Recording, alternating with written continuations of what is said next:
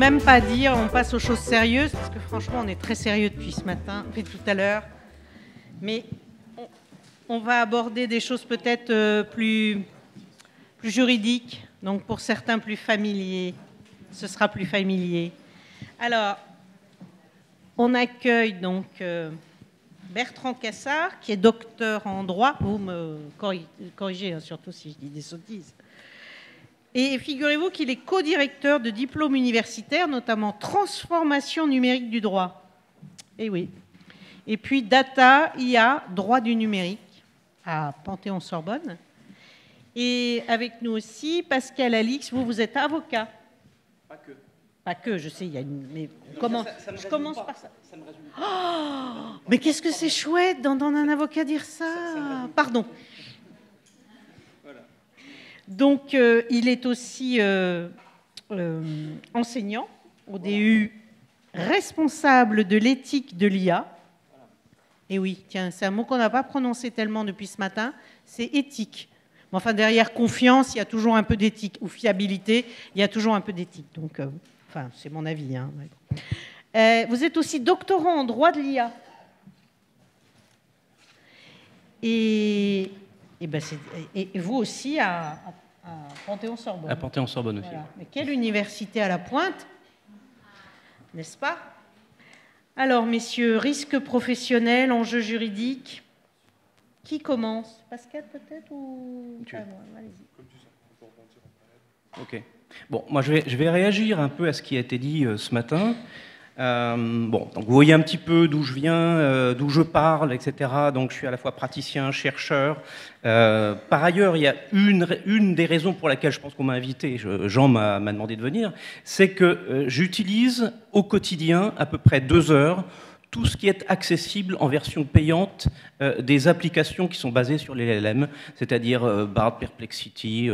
Alors Perplexity payant a pour avantage de permettre d'accéder à 5 LLM et d'autres, voilà, je passe. Donc je fais une étude empirique qui me sert dans ma thèse, qui me sert dans mon exercice professionnel. Je suis à la fois délégué à la protection des données depuis 15 ans. Voilà. Je sais qu'il y a des membres de la FCDP ici, notamment Laurent Caron, que je salue. Donc voilà, je suis presque plus délégué à la protection des données d'ailleurs qu'avocat. C'est pour ça que je faisais cette précision tout à l'heure. Donc voilà, je fais une étude empirique qui me sert à la fois dans le cadre de ma recherche et dans le cadre de l'exercice de ma profession de délégué à la protection des données. Et là, je rebondis sur ce qui a été dit tout à l'heure par Sumi. C'est vrai que l'un des cas d'usage qui est vraiment où il y a une certaine performance, c'est en matière de conformité, parmi les cas d'usage. Alors, évidemment, je vois des gens qui haussent les sourcils, donc je vais parler des risques, des hallucinations, des manières de les maîtriser ou pas, etc. Mais il est vrai que ce sont des applications, on parle d'applications, là, hein, on parle d'IA générative, donc on parle de ChatGPT, Perplexity, etc., de Bard. Ce sont des outils... On peut discuter la notion d'outils, mais ce sont des applications qui font du traitement de langage naturel, de la NLP. Donc ça fonctionne très bien quand ça reconnaît des patterns pour les comparer à au prompt, donc à des suites de mots, des tokens, je ne vais pas entrer dans le détail. Donc ça fonctionne très bien. Et ça fonctionne particulièrement bien, notamment quand on compare un texte donné par rapport à un référentiel. Et là, franchement, c'est l'un des domaines dans lequel j'observe une fiabilité raisonable. Raisonnable. Il s'agit pas, il n'y a pas on peut faire de l'hybridation, mais ce n'est pas de l'IA symbolique. Il y a des projets d'ontologie, il y a des projets de RAG, il y a des tas de projets, on n'entre pas dans le détail, mais évidemment, c'est de l'IA connexionniste, avec c'est pas du raisonnement, j'ai entendu parler de raisonnement, on pourra en discuter, pour moi c'est pas du raisonnement, mais cette comparaison d'un référentiel et d'un texte fonctionne assez bien. Bon, maintenant j'en viens à ce pourquoi on m'a demandé de venir, c'est-à-dire quels sont les enjeux et les risques. Alors, moi je retiendrai deux adjectifs. C'est prometteur, c'est risqué, et c'est incertain. Enfin, 3, pardon. Voilà, pardonnez-moi. On est quand même dans un environnement où le terme que je cherchais, c'est expérimental, donc qui combine les deux derniers. L'aspect expérimental est rappelé de manière expresse par Google dans ses conditions générales qui évoquent au sujet de Bard, et là je rejoins Emmanuel sur le fait que Bard est comme l'un des outils qui sont les moins performants actuellement, nous parle de quelque chose qui est destiné à avoir un usage ludique. Je cite les conditions générales. Donc, lorsque j'entends parler de construction d'un business model sur un jouet, je commence à me poser des questions. Et je crois que, tout simplement, la première chose à faire en matière de responsabilité, avant même de parler du régime de responsabilité, la première chose à faire, c'est de faire une évaluation. Une évaluation, d'abord, pour choisir, en fonction du cas d'usage, en fonction de l'usage qu'on va avoir en tant que juriste, le modèle, le moins mauvais modèle. Ça, c'est la première approche.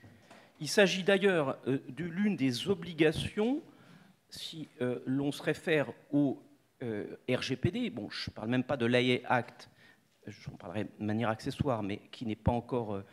il a été adopté, mais on n'a pas encore eu le temps de l'analyser, il n'y a pas encore d'interprétation. Bon. Si on se limite au RGPD, lorsque l'on regarde les lignes directrices du CEPD qui appliquent ce texte, lorsque il s'agit d'un traitement de données pour un usage innovant portant sur des données à grande échelle, on doit faire une analyse d'impact, un DPIA, relative à la protection des données. Qu'est-ce que ça veut dire? Ça veut dire qu'à chaque fois qu'un responsable de traitement met en œuvre ou a l'intention de mettre en œuvre un système d'intelligence artificielle, là je retiens la terminologie de l'AI Act, il doit, première chose, faire une analyse d'impact au sens de l'article 35 du RGPD. Et ce n'est pas la seule chose. Lorsqu'on regarde l'AI Act, le RGIA, on va devoir faire, même en tant que déployeur, en tant qu'utilisateur professionnel, des analyses afin de informer suffisamment. Donc il y a une obligation de transparence qui n'existait pas au début, mais qui a été introduite au fil du temps quand on s'est aperçu de l'impact énorme des IA génératives. Donc ça, c'est le premier point. Alors maintenant, sur la question du système de responsabilité, je ne vais pas tellement développer parce qu'on est vraiment dans une incertitude juridique avec des propositions de directives, une proposition de directive sur l'adaptation des régimes de responsabilité par l'utilisation des systèmes d'intelligence artificielle. Ce qu'il faut retenir, c'est qu'on envisage des présomptions de liens de causalité. Voilà. On ne peut pas en dire beaucoup plus parce que ce sont des projets. Ce qu'on peut retenir également, c'est qu'on assimile, à tort ou à raison, et c'est très critiqué, certains des systèmes d'intelligence artificielle à des produits qui peuvent être dangereux, ce qui veut dire que ça conduit à une proposition de révision de la directive sur la responsabilité des produits défectueux, dont on parlait tout à l'heure, de 85, avec un élargissement de cette notion de produit. Alors, ce qui est très critiqué par les informaticiens, pour lesquels, on voit bien, par exemple, un modèle de fondation, un LLM, ce n'est pas un produit. Comment on va intégrer ça dans la notion de produit dangereux? Moi, je ne sais pas. Alors, peut-être que tu veux rebondir, Bertrand? De manière très succincte, ce que je trouve très intéressant avec ce... Donc, bonjour à tous et enchanté de pouvoir être reçu avec vous aujourd'hui. Ce que je trouve intéressant dans ce RIA, parce que Thomas, je t'adore, mais pour moi, le G est de trop. Donc, le RIA, ce que je trouve très intéressant, c'est qu'il va créer une chaîne contractuelle. Il va vraiment vous expliquer l'ensemble des acteurs sur le parcours du cycle de vie de la donnée et du système d'IA. Alors que ces deux directives dont tu parles, l'une d'entre elles va vraiment remettre à jour cette question des produits défectueux, et l'autre va venir expliquer dans quelle manière on peut interagir tout au long de cette chaîne d'acteurs un peu contractuelle, comment on va venir interagir. Et ce que je trouve en l'état intéressant, au vu de ces textes qui sont encore des propositions, c'est de se rendre compte que certaines actions qu'on peut faire sur le produit défectueux vous permettent d'agir plus tranquillement sur l'autre. Donc en fait, on peut potentiellement faire les deux actions et obtenir les preuves qu'on n'aurait pas dans la première et qu'on peut avoir du coup dans la deuxième. Il y a des vrais enjeux, des vraies questions qui se posent justement sur ces textes. Merci. Alors maintenant, on se met à la place d'un professionnel du droit qui utilise ces outils. Alors, soyons concrets. Qu'est-ce qui se passe? Alors, on a un peu réfléchi à cette question, mais dans ce cas-là, il ne s'agit que d'un outil d'assistance à l'accomplissement de son métier. Alors, je me place dans la relation entre du professionnel par rapport à son client, d'accord, in fine, et non pas à l'utilisateur d'outils. Bah, écoutez, dans ce cas-là, bah, finalement, ça ne change pas grand-chose. La seule chose, c'est qu'il y a des obligations spécifiques, et notamment des obligations déontologiques, au regard de l'article notamment 1.3 du RIN, du Règlement intérieur national, c'est-à-dire des obligations de diligence, des obligations, enfin, une obligation de précaution, etc. Mais la responsabilité que, par exemple, l'avocat a par rapport à son client, qu'il soit professionnel ou non professionnel, bah, elle ne change pas. S'il y a une erreur qui est générée par l'application, par ChatGPT ou autre, ben c'est lui qui en porte la responsabilité. Et c'est la jurisprudence, je ne sais pas si on peut parler de jurisprudence, mais de l'affaire Schwartz, donc de l'année dernière, du printemps 2023, donc de cet avocat américain, qui a copié-collé des réponses de ChatGPT contenant 7 fausses citations, ce qui lui a valu donc une sanction disciplinaire. Ce qui veut dire qu'il y a une obligation déontologique de vérifier dans tous les cas, quelle que soit la performance des outils, quelle que soit... Alors, c'est là où il y a vraiment une difficulté. On parlait tout à l'heure, justement, je crois que c'est vous, Nathalie, qui parlait qui évoquait l'anthropomorphisme des notions. On parle d'apprentissage, tous les termes, on parle de réseau, de neurones, etc. Alors ça, c'est pas l'outil qui fait ça, c'est pas la technique, c'est l'homme qui choisit, à tort ou à raison, d'anthropomorphiser cet outil-là avec les inconvénients que ça comporte, avec des inconvénients importants qui sont analysés par les professeurs Ganassia, De Villers et autres, sur le risque que comporte l'usage d'un outil que l'on peut imaginer être un autre être humain. Avec le prisme, avec les précautions que je prends en tant que chercheur, etc., j'avoue honnêtement que je me laisse prendre au jeu parfois. C'est tellement convaincant, c'est tellement bien construit, c'est tellement bien écrit, que on a l'impression qu'il y a derrière un raisonnement logico-déductif, un être humain qui produit, qui raisonne, qui s'appuie sur la maîtrise d'outils conceptuels, ce qui n'est absolument pas le cas. Il y a de l'analyse sémantique, il y a de l'analyse syntaxique, mais ce n'est pas de la logique, ce n'est pas du raisonnement logico-déductif. Alors, moi, je veux bien qu'on en discute, hein, mais bon, il se trouve que j'ai partagé avec... je t'en prie. Je suis assez d'accord avec ça. En fait, ce que disait tout à l'heure très très bien Sumi, c'est qu'en fait derrière c'est des statistiques. Il va chercher le mot le plus probable derrière, et des fois il va se dire bon, cette fois-ci je prends le mot le, maintenant je vais prendre le mot là, et on va chercher. D'ailleurs, si vous le voyez sur ChatGPT, on voit des fois il écrit quelques mots et puis finalement il revient en arrière et il recommence parce qu'il s'est dit bon, là j'avais moins de probabilité d'avoir une bonne réponse, alors si je continue avec cette expression-là, je peux avancer. Et ce qui est vraiment intéressant, c'est que je suis assez d'accord, ce côté donner une sorte de corps à la machine, même le terme d'intelligence artificielle, il faut voir que c'est un anglicisme. En fait, c'est pas de l'intelligence au sens où nous on l'entend, de capacité de raisonnement, même au sens latin du terme, c'est une notion anglaise au sens d'information. On parle d'intelligence économique, c'est l'information à des finalités économiques. Là, quand on parle d'intelligence artificielle, c'est la capacité de produire de l'information de manière artificielle et qui est capable de simuler le comportement humain. Mais c'est vraiment cette capacité de produire cette sorte d'information. Donc oui, même jusqu'au terme d'intelligence artificielle, on est pris par un propre anglicisme. Absolument, merci beaucoup. Alors, autre question, autre risque, autre enjeu, on l'a tous en tête, on n'a pas encore vraiment beaucoup parlé aujourd'hui, c'est la question de la propriété intellectuelle. Alors, ça concerne peut-être plus les créateurs d'images que les créateurs de contenu de texte, mais ça pose quand même de gros problèmes, tant au niveau à 2 niveaux, 3 niveaux, au niveau de l'entraînement d'abord, et puis après au niveau de la génération de contenu.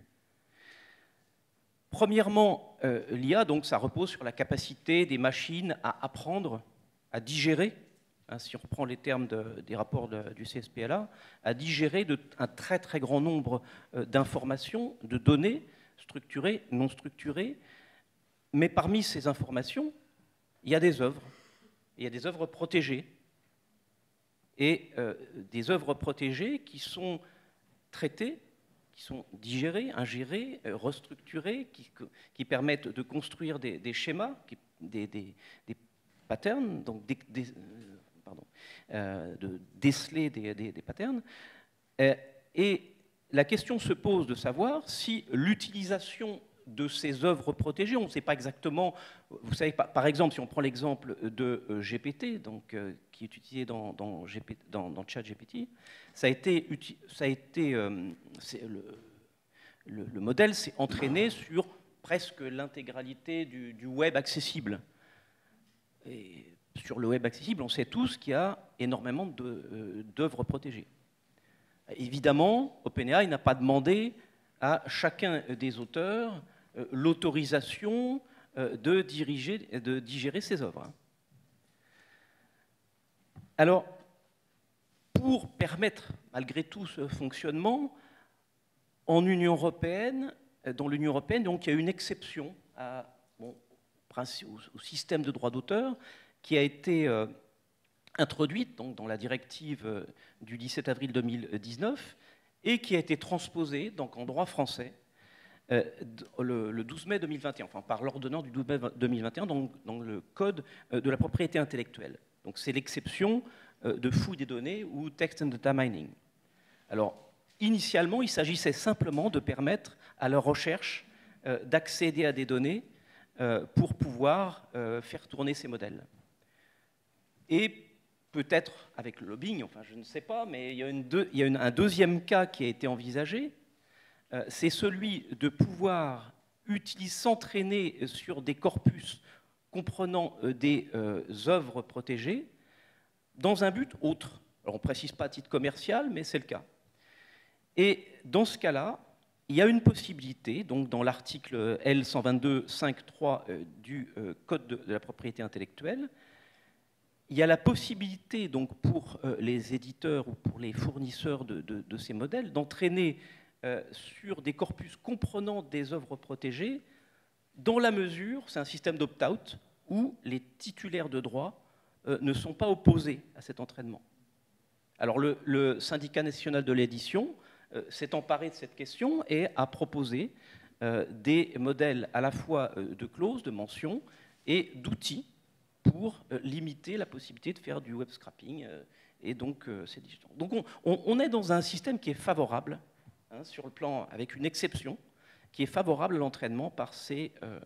voilà, je vous fais un panorama, hein, un petit peu du contexte. Alors maintenant, reste la question, admettons que... Alors, faut-il encore que tous les titulaires de droit aient utilisé, aient exercé leur droit d'opposition? Alors, est-ce que ça sera le cas? J'imagine que non. Ce n'est pas le cas, en tout cas, forcément, en matière de protection des données, tout le monde n'exerce pas son droit d'opposition. Bon, c'est normal. Alors, donc, il y a un droit à s'entraîner sur des données protégées tant qu'il n'y a pas de droit d'opposition, donc il y a un droit par défaut. Donc, c'est extrêmement favorable à tous les industriels qui s'entraînent sur ces corpus comprenant des œuvres protégées. Ça, c'est le premier point.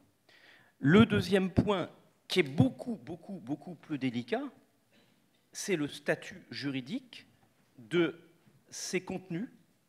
Alors, nous, ce qui nous intéresse ici, ce sont plutôt les textes, des contenus qui sont générés par ces applications donc, qui s'appuient sur les LLM.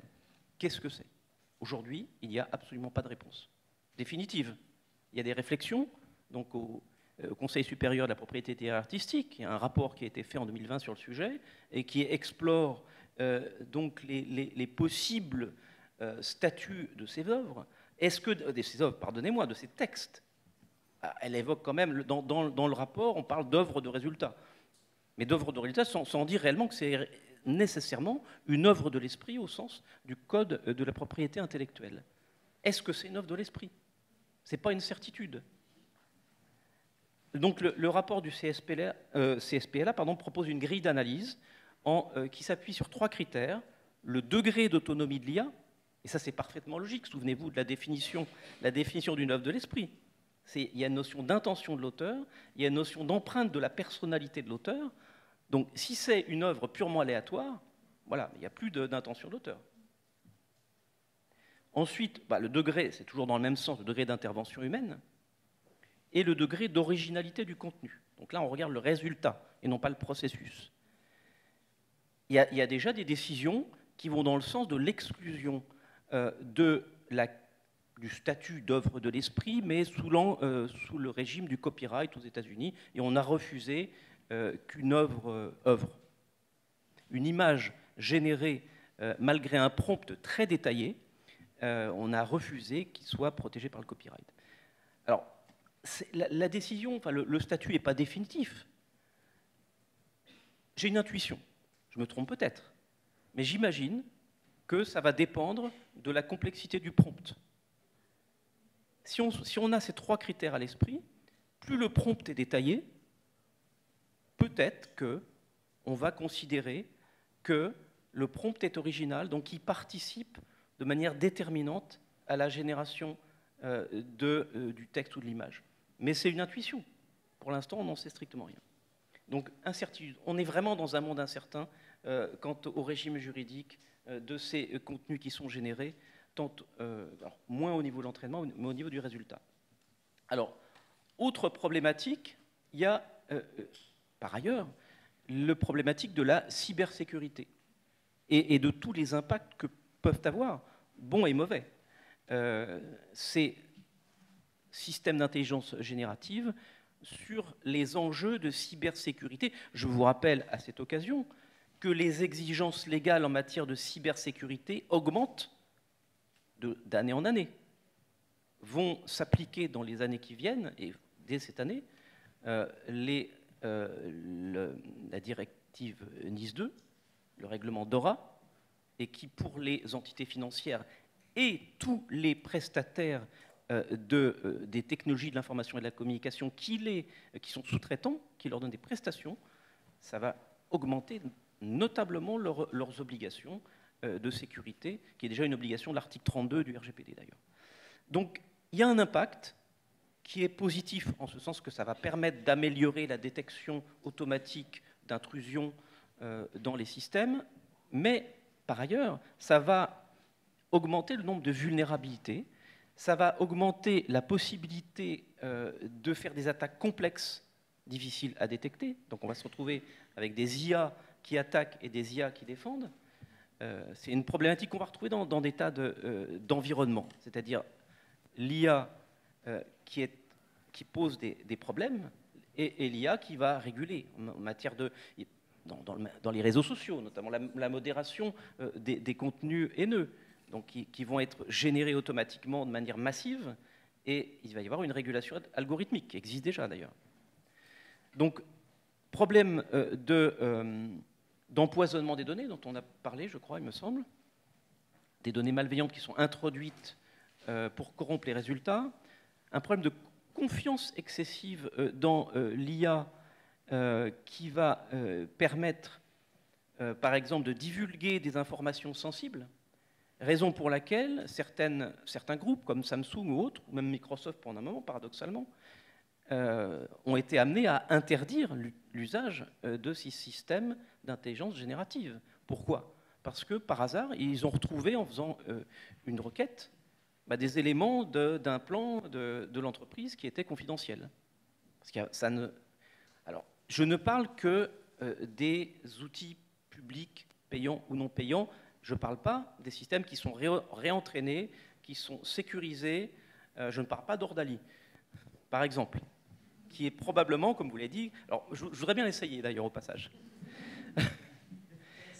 Il y a la question, donc je parle de l'utilisation malveillante, il y a un problème d'extrême complexité pour lutter contre les nouvelles attaques, donc un problème de manque de personnel qualifié pour gérer les nouveaux risques de sécurité.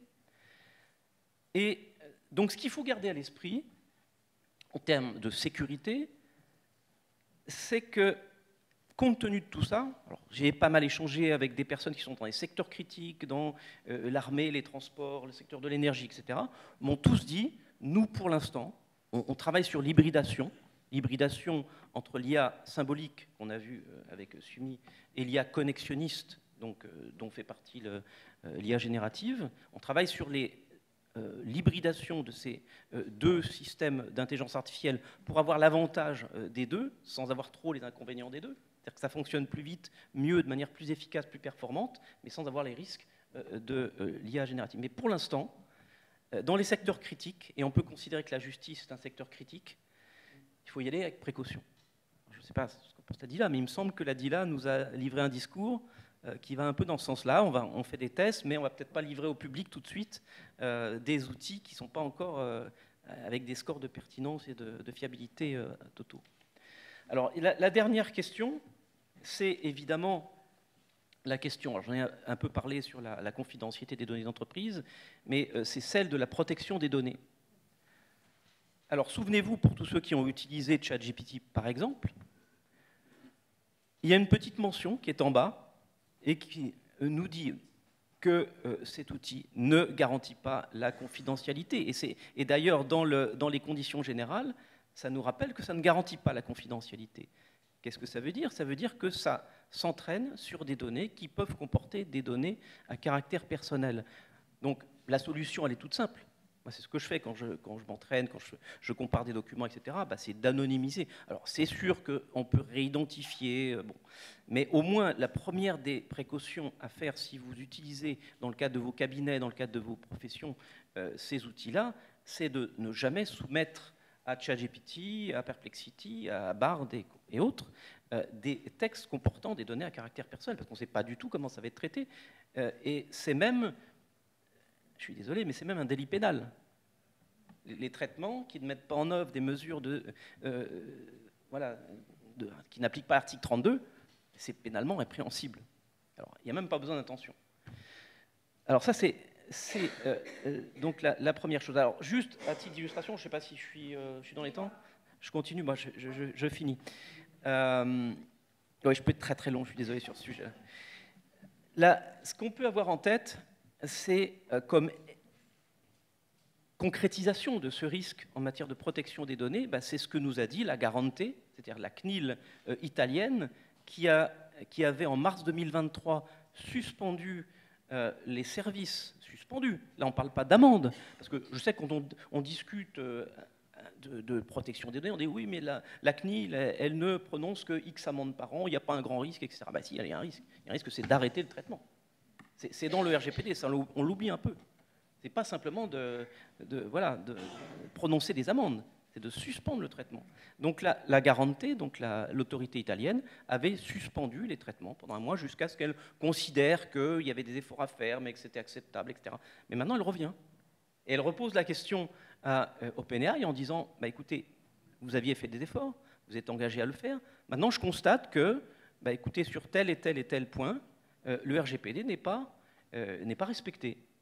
Donc elle lui donne un délai, je ne sais plus si c'est 1 mois ou 3 mois, pour se mettre à nouveau en conformité, faute de quoi elle risque de prononcer une interruption, une cessation des traitements, enfin une injonction de cesser les traitements à OpenAI, mais définitive. Vous imaginez sur le plan business. Voilà ce que j'avais à dire essentiellement, et puis bon, je suis disposé à répondre à vos questions si vous voulez. Écoute, merci beaucoup, parce que c'est bien, je pense qu'on va être très complémentaires. Une question, et puis après. On traite les questions à la fin, après, oui, quand tout le monde aura... Comme tu veux. Moi, je m'en fous. Ouais, les deux, parce que je pense qu'on ne sait jamais si... il va peut-être répondre à l'avance. Donc. Ça va soit répondre à votre question, soit au contraire l'orienter, la motiver. D'accord. Comme vous voulez, moi je... Ok. Bon alors déjà, je pense qu'on a été plus que complémentaires et c'est tant mieux parce que tu as abordé tout ce que je n'avais pas envie d'aborder, donc c'est parfait. Voilà. Je voudrais voir parmi nous, il manque quelqu'un, un grand absent qui pourtant était si présent en 2018, les legal bots. Vous vous en souvenez de ça ? Qu'est-ce qu'on en a parlé? C'était le thème de l'année, tout le monde a voulu se mettre sur les legal bots et tout le monde s'est mis sur cette question de faire un legal bot. Et on allait au rendez-vous des transformations du droit et c'était le thème sur tous les stands, les legal bots. Et ce que je trouve assez intéressant, c'est que déjà on l'a vu avec Ordali, merci beaucoup Léa pour la présentation, et ce que tu disais aussi Emmanuel tout à l'heure, c'est qu'en fait finalement on a ces fameux GPTs, vous savez, on va sur GPT et ChatGPT, puis on va prendre en mettant un pré-prompt et en lui donnant un document type, en disant à partir de cette base de connaissances, tu ne feras que répondre à mes éléments. Déjà, c'est assez effrayant de voir qu'on peut faire ça, parce que finalement, on obtient une espèce de bot dédié à notre cas d'usage. Alors, c'est pas tout à fait vrai, je vais venir sur cette question, mais il arrive en fait un vrai changement où on part sur quelque chose de finalement très simple, qui est capable de reproduire des fois même mieux le legal bot. Et je pense qu'on parlait tout à l'heure du RIA, et c'est un des points essentiels, c'est cette question de transparence. Je ne sais pas si vous vous souvenez de cette fameuse pyramide des risques avec le système d'IA au risque, on passait interdit, c'est dans le titre, système d'IA à risque limité, à risque minime. Mais en fait, la condition qu'on trouve dans les trois en métaphore filée, c'est une question de transparence. Et je pense que la différence subtile dans nos métiers à venir, c'est cette mention. On l'a vu sur ChatGPT, on en a eu encore des mentions tout à l'heure, avec Bard et le jouet dont tu parlais. J'ai adoré l'image. C'est ce côté en fait qu'il est nécessaire de prévenir l'utilisateur. Je vais commencer par là parce que je pense que ça fera partie de ma conclusion. Et je reviens sur ce que tu abordais, cette question finalement de gouvernance des données. Thomas nous a mis une slide tout à l'heure qui m'a fait énormément plaisir. Il a écrit les gouvernances juridiques des données. Et je le remercie parce que ça fait partie de mes combats au quotidien. Quand je ne suis pas docteur en droit et co-directeur de diplôme, je travaille au groupe La Poste sur des questions de responsabilité, notamment de la gouvernance des données. Et c'est la manière dont le cycle de vie de l'information tout au long de son traitement va évoluer et va être juridiquement protégé. Et ce que je trouve particulièrement intéressant avec les outils d'IA générative, c'est qu'en fait, il n'y a pas une étape, il n'y en a pas deux, mais il y en a bien trois. Vous avez déjà le fameux côté pré-entraîné. On ne sait pas ce qui s'est passé dans ce pré-entraînement. On en parle avec ce fameux scrapping, ou toutes ces bases de données qui ont été faites, mais qu'est-ce qu'ils ont mis ? S'ils ont scrappé déjà tout Internet, je suis quasiment persuadé que, sans se mentir, il doit y avoir à doigt mouillé quelques milliers de données à caractère personnel, plus les questions de pays, tutti quanti. Au-delà de ça, après, quand vous l'intégrez chez vous, vous allez faire un fine-tuning. Donc là, la gouvernance de données, elle est assez simple. On prend des données qui nous sont propres, on s'assure généralement que le cas d'usage est faisable en interne, que la donnée peut bien être posée dans ce système-là. Généralement, il y a une question de est-ce qu'il n'y a pas à avoir une fuite avec les confidentialités dont tu parlais. Et enfin, le petit dernier de la liste, qu'on a beaucoup parlé, mais qui est notre plus traître parmi nous, on dit souvent que l'erreur est humaine. D'ailleurs, Einstein disait « il y a 3 choses infinies dans la vie ». C'est une blague, mais l'erreur humaine, l'espace, et la version d'essai de ruines rares pour ceux qui sont présents dans la salle et qui se souviennent de cette application. Je reviens sur ce point-là, le pire ennemi, c'est le prompt. Et le prompt, pour moi, c'est celui où on se dit « c'est super, j'essaye », et en fait, on va mettre tout et n'importe quoi dedans. Et juste pour la blague, j'avais un étudiant qui m'avait dit ça, et j'admets, j'avais été... Et en plus, c'était la première fois que j'allais à un cours dans cette formation, je me suis dit « oh mon Dieu, j'espère que je ne vais pas être concerné ». J'exagère aussi, mais j'aurais demandé s'ils avaient déjà utilisé l'année dernière ChatGPT. Et l'étudiant me dit « ah oui monsieur, j'ai reçu un mail confidentiel de mon patron, je ne comprenais rien, je ne voulais pas lui poser la question. Donc je l'ai mis dans le ChatGPT pour qu'il me demande de l'expliquer ». J'admets, comme cas d'usage, je pense qu'il avait fait le pire cas d'usage possible. Donc on avait après plusieurs échanges avec ses camarades. Exactement. Il a fallu un certain temps pour qu'on me dise « mais en fait, il y a une question de confidentialité ». Effectivement.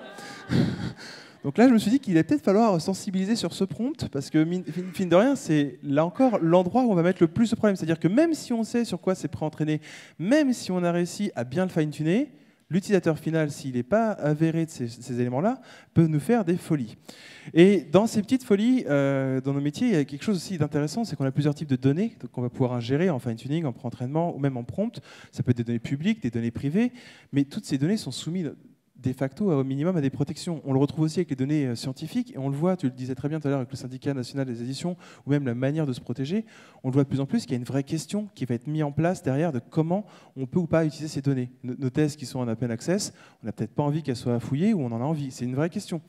Comment faire en fait finalement? Est-ce qu'on veut que ce soit quelqu'un qui répond sans nous citer, ou est-ce qu'on veut que ça permette d'alimenter la recherche? Il y a une vraie question ouverte, et personnellement, je n'aurais pas la réponse. Mais ce que je trouve intéressant aussi, c'est que ça pose une autre question. Typiquement, dans le milieu des legal tech ou des services, même les éditeurs juridiques, on partait toujours de leur base de données à eux qui nous mettaient à disposition. Avec l'IA générative, il y a une autre question qui se pose, c'est non seulement on part de leur base de données, mais en plus on peut introduire nos bases de données. Et donc là, ça fait se mettre en tête la question de finalement, est-ce que ma gouvernance à moi est bonne? Est-ce que ce que je vais rentrer ne va pas introduire des risques? Et est-ce que finalement je ne vais pas transmettre une information qui ne serait pas protégée?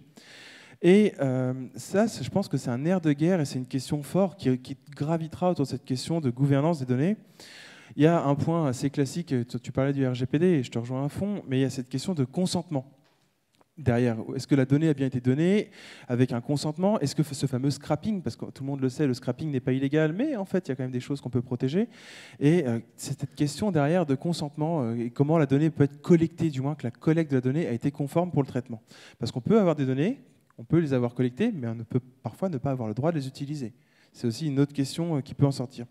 Tu parlais de la propriété intellectuelle, et moi, je n'ai qu'un exemple, que je suis assez d'accord avec cette image, et je pense que c'est un peu le thème de l'année. Moi, je trouve qu'on arrive même à des paradoxes. Je ne sais pas si vous avez vu dans l'actualité, on a George R.R. Martin, qui est l'auteur de la série Game of Thrones, Trône de fer pour les amateurs en français. Alors, je suis un grand fan de fantasy, et j'ai envie de dire, ça fait 10 ans qu'on attend le tome suivant.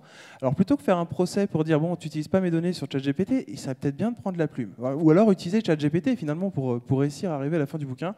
J'exagère, c'était mon coup de gueule personnel, parce que j'attends la suite. Mais il y a des vraies questions de propriété intellectuelle qui se posent, à la fois sur le pré-entraînement, à la fois sur le fine-tuning, mais également de ce que l'utilisateur pourra faire. Là, on n'est que sur les questions d'entrée, mais on a aussi les questions de sortie, de savoir, est-ce que tu disais très très bien, avec quelle mesure de granularité on va considérer que c'est une œuvre ou non, sachant que le résultat doit être original. Et en fait, je pense que dans les 3 critères que tu as énoncés, les 2 premiers, on peut réussir à les atteindre en l'état, mais la question qui va bloquer un peu, ça va être le caractère original. Est-ce qu'il vient de l'esprit ou est-ce qu'il vient des prompts? Et je pense que c'est un des points qui va être bloquant. Il y a un autre point que je trouvais très intéressant et qui illustrait très bien tout à l'heure Léa, c'était cette question de confidentialité aussi dans les données, ce que je vous donnais avec l'exemple tout à l'heure de ce bon étudiant qui m'a fait très peur. Mais je pense que c'est effectivement quelque chose, en fait, derrière l'usage, c'est pas... Quand on a des évolutions technologiques, où on passe d'un stylo, d'une plume à l'encre et qu'on passe d'un stylo bic, j'ai envie de dire, il n'y a pas de grand gap en tant que tel. À la rigueur, on peut peut-être prévenir le fait de faire attention avec la mine. Si on le casse, on va se mettre de l'encre partout. Alors que quand on arrive sur des questions d'IA générative, eh ben, ce n'est pas aussi simple la prise en main. Et il y a une question en fait, de responsabilité aussi dans l'usage. Et ça va amener ma conclusion de bien prendre en compte ces éléments-là. Il y avait un point que j'ai trouvé très très bien. Tu parlais aussi du secret professionnel quand tu as cité le RIN ou le RIN. Et également pour d'autres professions, même dans les entreprises, il y a cette question du secret des affaires. On peut même aller plus loin avec les données souveraines, les données stratégiques, et même les questions de droit de la concurrence.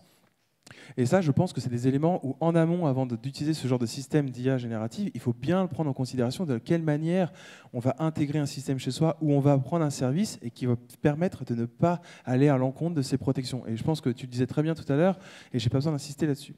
Je voulais vous partager quelques petits cas d'usage, en fait 2 notamment, pour un peu illustrer dans ma pratique. En interne, je fais aussi de la veille, et mine de rien, je pense qu'on est tous, dans cette salle, il y a beaucoup de gens qui font de la veille, donc je ne vous apprendrai rien. Moi, j'ai la chance qu'elle soit trimestrielle, donc ça va, je souffre pas trop. Mais ce qui était intéressant, c'est qu'à l'époque, je prenais de l'actualité, je regardais 2-3 articles, je les lisais, et j'en faisais un petit résumé, mais j'admets que c'est pas parce que j'ai fait une thèse que j'aime écrire, du coup, c'était un peu pénible. Et là, maintenant, c'est ma révolution. Je prends 2-3 articles à la suite. Alors, je peux même aller jusque dans des balises en disant article 1, article 2, article 3. Merci de me faire un résumé. Et j'arrive généralement à quelque chose d'assez bien. J'ai plus qu'à le reprendre, le relire, très peu de corrections. Mais surtout, le temps que j'ai en plus, c'est du temps d'enrichissement. C'est-à-dire que la veille que j'envoyais avant, c'était que du texte. Maintenant, je fais des liens vers les différents articles. Je peux expliquer des notions ou même renvoyer à d'autres choses que j'ai fait. Là où avant, ça me prenait 1 heure, ça me prend entre 15 à 20 minutes. Et en plus, ça va beaucoup plus vite. Alors, là encore, c'est pas parfait, c'est un assistant, et notre assistant, il débute. Il a commencé, je vous rappelle, il a été recruté en fin 2022. Il apprend encore le métier, et il est junior, et il peut nous faire des petites folies en pleine réunion, il faut faire attention, mais au moins, Emmanuel, il ne t'a pas déçu pour ses éléments de langage, et je crois en son avenir. Bon, il a ses évaluations professionnelles bientôt, il va falloir qu'on voit ça ensemble. Mais en tout cas, ça déjà, ne serait-ce que pour la veille, ce résumé qui nous permet de prendre du temps et d'ajouter une plus-value qui nous est personnelle, je ne lui demande pas de rajouter ces liens et autres, je prends le temps de le faire, mais ça me permet de me concentrer sur ce que j'ai vraiment envie d'apporter et vraiment envie de diffuser. Et on le revoit aussi, même au niveau contractuel, c'est un exemple qui illustrait très bien Thomas, ou même également Léa, ça peut nous aider dans l'accompagnement. Mais là encore, c'est une aide. Avec un enjeu qui me paraît très fort dans cette aide, c'est ce besoin de citation. On ne peut pas se permettre d'utiliser de l'IA générative. On a tous fait la fac, on a tous prouvé notre talent, mais malheureusement, on sait tous aussi que si on ne cite pas ses sources, finalement, ça va poser problème. Alors, l'IA générative a un avantage que je n'avais pas, du moins à l'époque, sur les bancs de la fac, c'est que lui, au moins, il peut citer Wikipédia et personne ne le tapera. Mais bon, c'est un besoin essentiel et on le voit de plus en plus. ChatGPT ne le fait pas. Alors après, dans la version sur Bing, il commence à introduire des sources, mais j'ai trouvé que l'exemple de Léa tout à l'heure était très intéressant parce qu'il nous cite directement les éléments et ça, c'est quand même une vraie plus-value. On parlait de biais et d'hallucination, notamment ce que nous apportait tout à l'heure Sumi, et je pense qu'en fait, derrière cette question de biais et d'hallucination, on a des biais dans les données, on a des biais humains, mais derrière, on a aussi une plus-value. Et c'est pour ça, d'ailleurs, que c'est nous qui travaillons et que notre assistant n'a pas encore pris notre place. Et c'est là une de mes premières conclusions. Je pense que l'enjeu derrière tout ça, dans tous les usages, c'est une question de connaissance. Quand on utilise ce type de système, on doit avoir la connaissance, non pas l'entièreté de la connaissance, mais la capacité d'au moins vérifier et de prendre le temps. Ne pas se reposer dessus, parce que techniquement, on l'a cité 3 fois, du coup je me permets de le reciter, mais l'avocat américain qui finalement s'est dit « je gagne de temps » et qui finalement s'est retrouvé radié. C'est une question en fait de prendre ses responsabilités et de pouvoir avoir la connaissance de ce qu'on utilise. Il y a un vrai enjeu, et c'est au-delà même d'ailleurs des questions d'IA générative.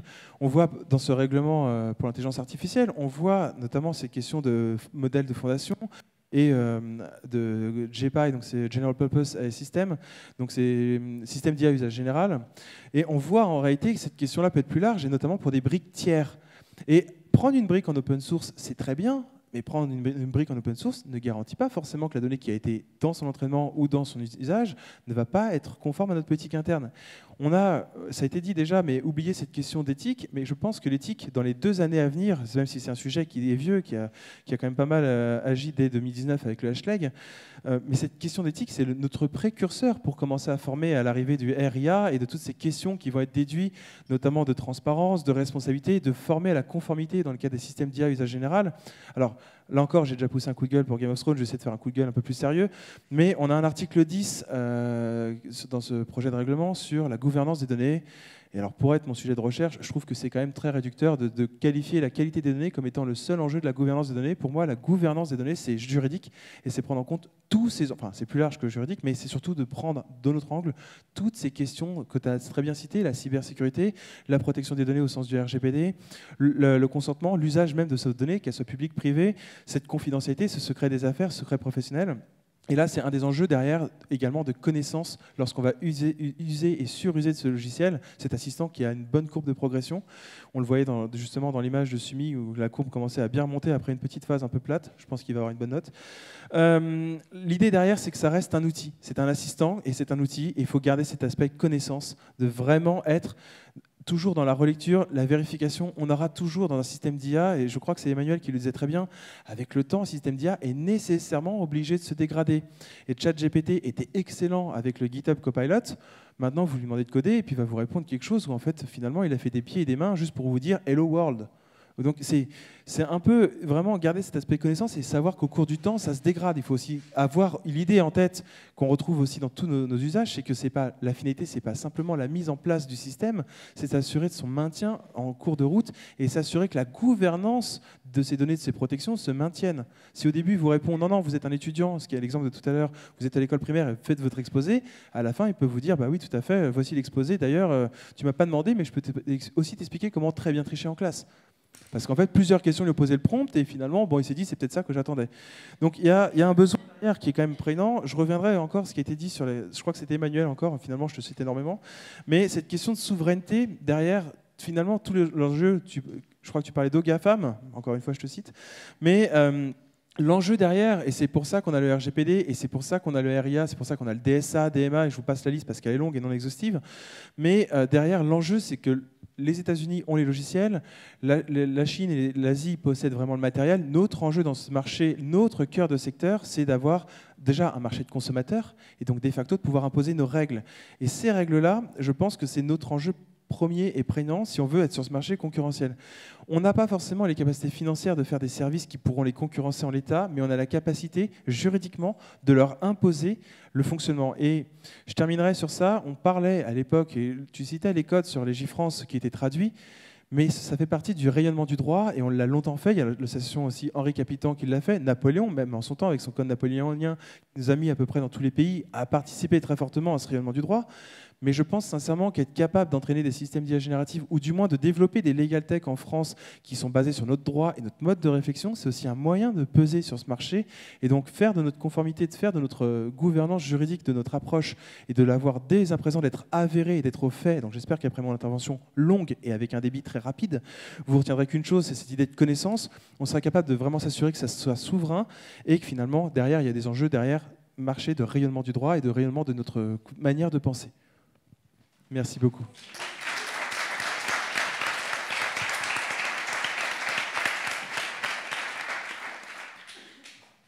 Question de la salle. Je vais vous demander de vous présenter avant de poser votre question, s'il vous plaît. Bonjour, Charlotte Carry-Lavaillant. Alors, moi, j'interviens plus sur le marketing du droit, mais du coup... ça rayonne aussi. Ça rayonne aussi, merci Nathalie. On est au moins 2, donc ça va. Et en effet, sur ce que vous avez dit sur l'éthique, juste pour rebondir, dans les marques, ça a été un vrai problème, c'est-à-dire les marques qui se sont emparées... énormément les Américains et les Chinois de l'intelligence artificielle ont vu leur marque de luxe chuter parce qu'ils n'avaient pas pensé assez à l'éthique. Donc il y a des réflexions. Je voulais juste rebondir sur ce sujet parce que vous avez dit, peut-être c'est pas un sujet, mais quand même, sur l'anthropomorphisme. Et vous dites qu'il n'y a pas de capacité de raisonnement déductif et ce n'est qu'une succession de probabilités. Mais finalement, c'est nos neurones qui fonctionnent comme ça aussi. C'est-à-dire nos neurones, ils sont entraînés par succession de probabilités. Vous vous levez, vous vous énervez, je ne vais pas avoir la même réponse que si vous me souriez, etc. C'est-à-dire c'est mon cerveau qui va aller connecter toutes ces petites données qu'il a appris au fur et à mesure du temps. C'est bien pour ça que le boom de l'intelligence artificielle, ça a été de mettre des neuroscientifiques dans l'affaire. Les informaticiens tout seuls n'y arrivaient pas.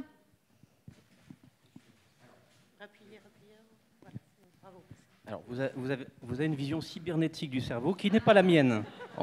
Voilà. Vous êtes plus cartésienne que moi, je suis plus Piaget, je suis plus imprégné par les SHS, et vous, plus par les... Voilà. C'est 2 visions, si vous voulez.